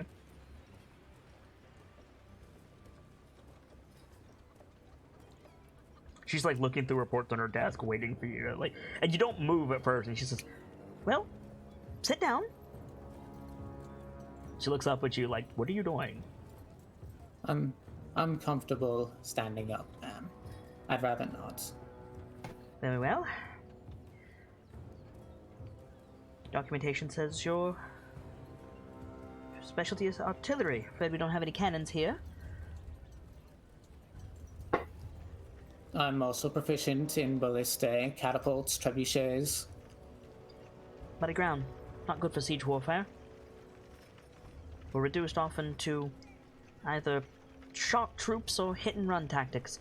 Luckily, most of our opponents are animals. Define animals, you bitch! You pretty much, yes. Animals, you say? She nods. There's a bounty on ghouls if you're venturing into the jungle.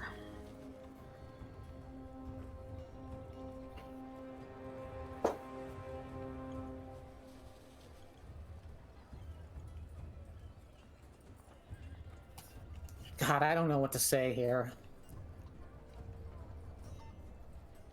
Or would you prefer orders inside the walls, Sergeant?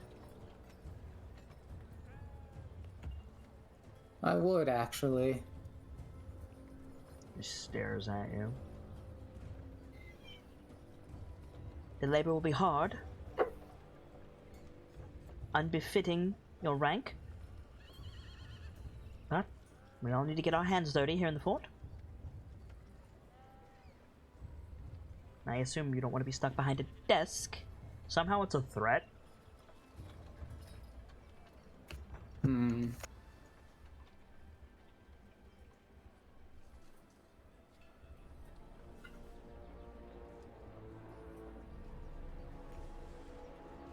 Oh, God. Like, I'm struggling to think of what to do here.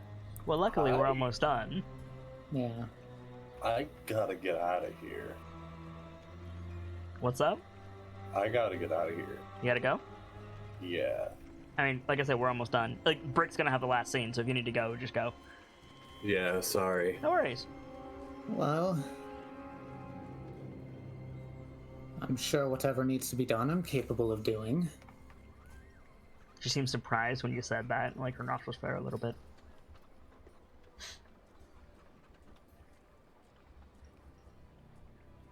You can start by telling me why the Duke directly intervened in a transfer and I wasn't warned of your coming.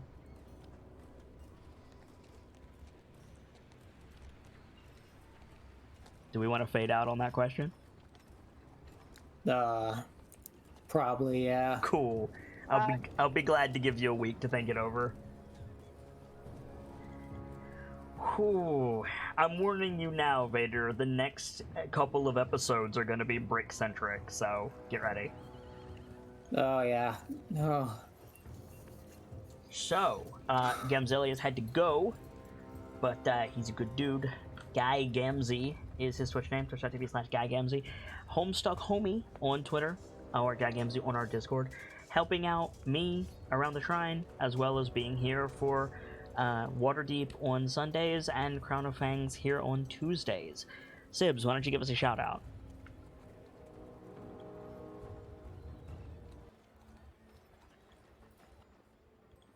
Sibs, give us a shout out. Sibs. Hockey, give us a shout out. Sorry, for some reason my internet is like dying so hard. Okay, well, just give us a shout out and then you can go. All right. Hi, my name is Sibs143. I go by that exact same name here on Twitch. You can find me on Kit's Discord. I'm a stagehand and an artist, so feel free to hit me up on the server or send me a friend request and we can talk more privately. Hope you had fun tonight, Sibs. Go get your stuff sorted. Hockey, give us a shout out.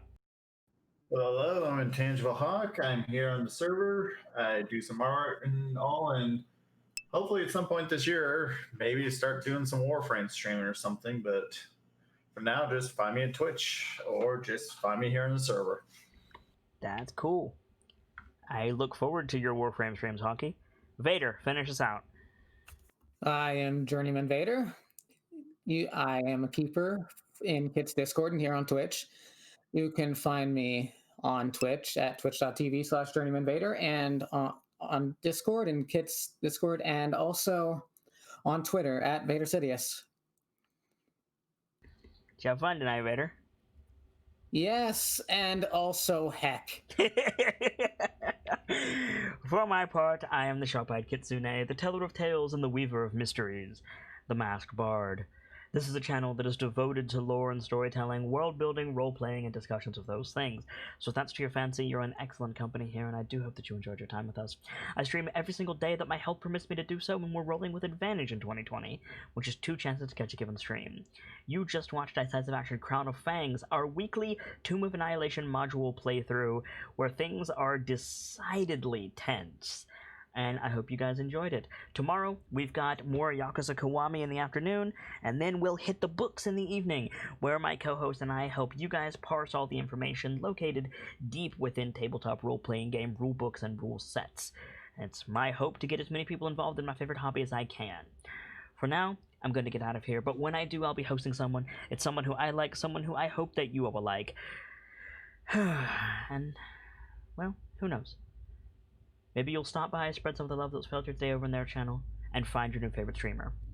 For now, as ever, it's time to close the book on today and leave you with these parting words.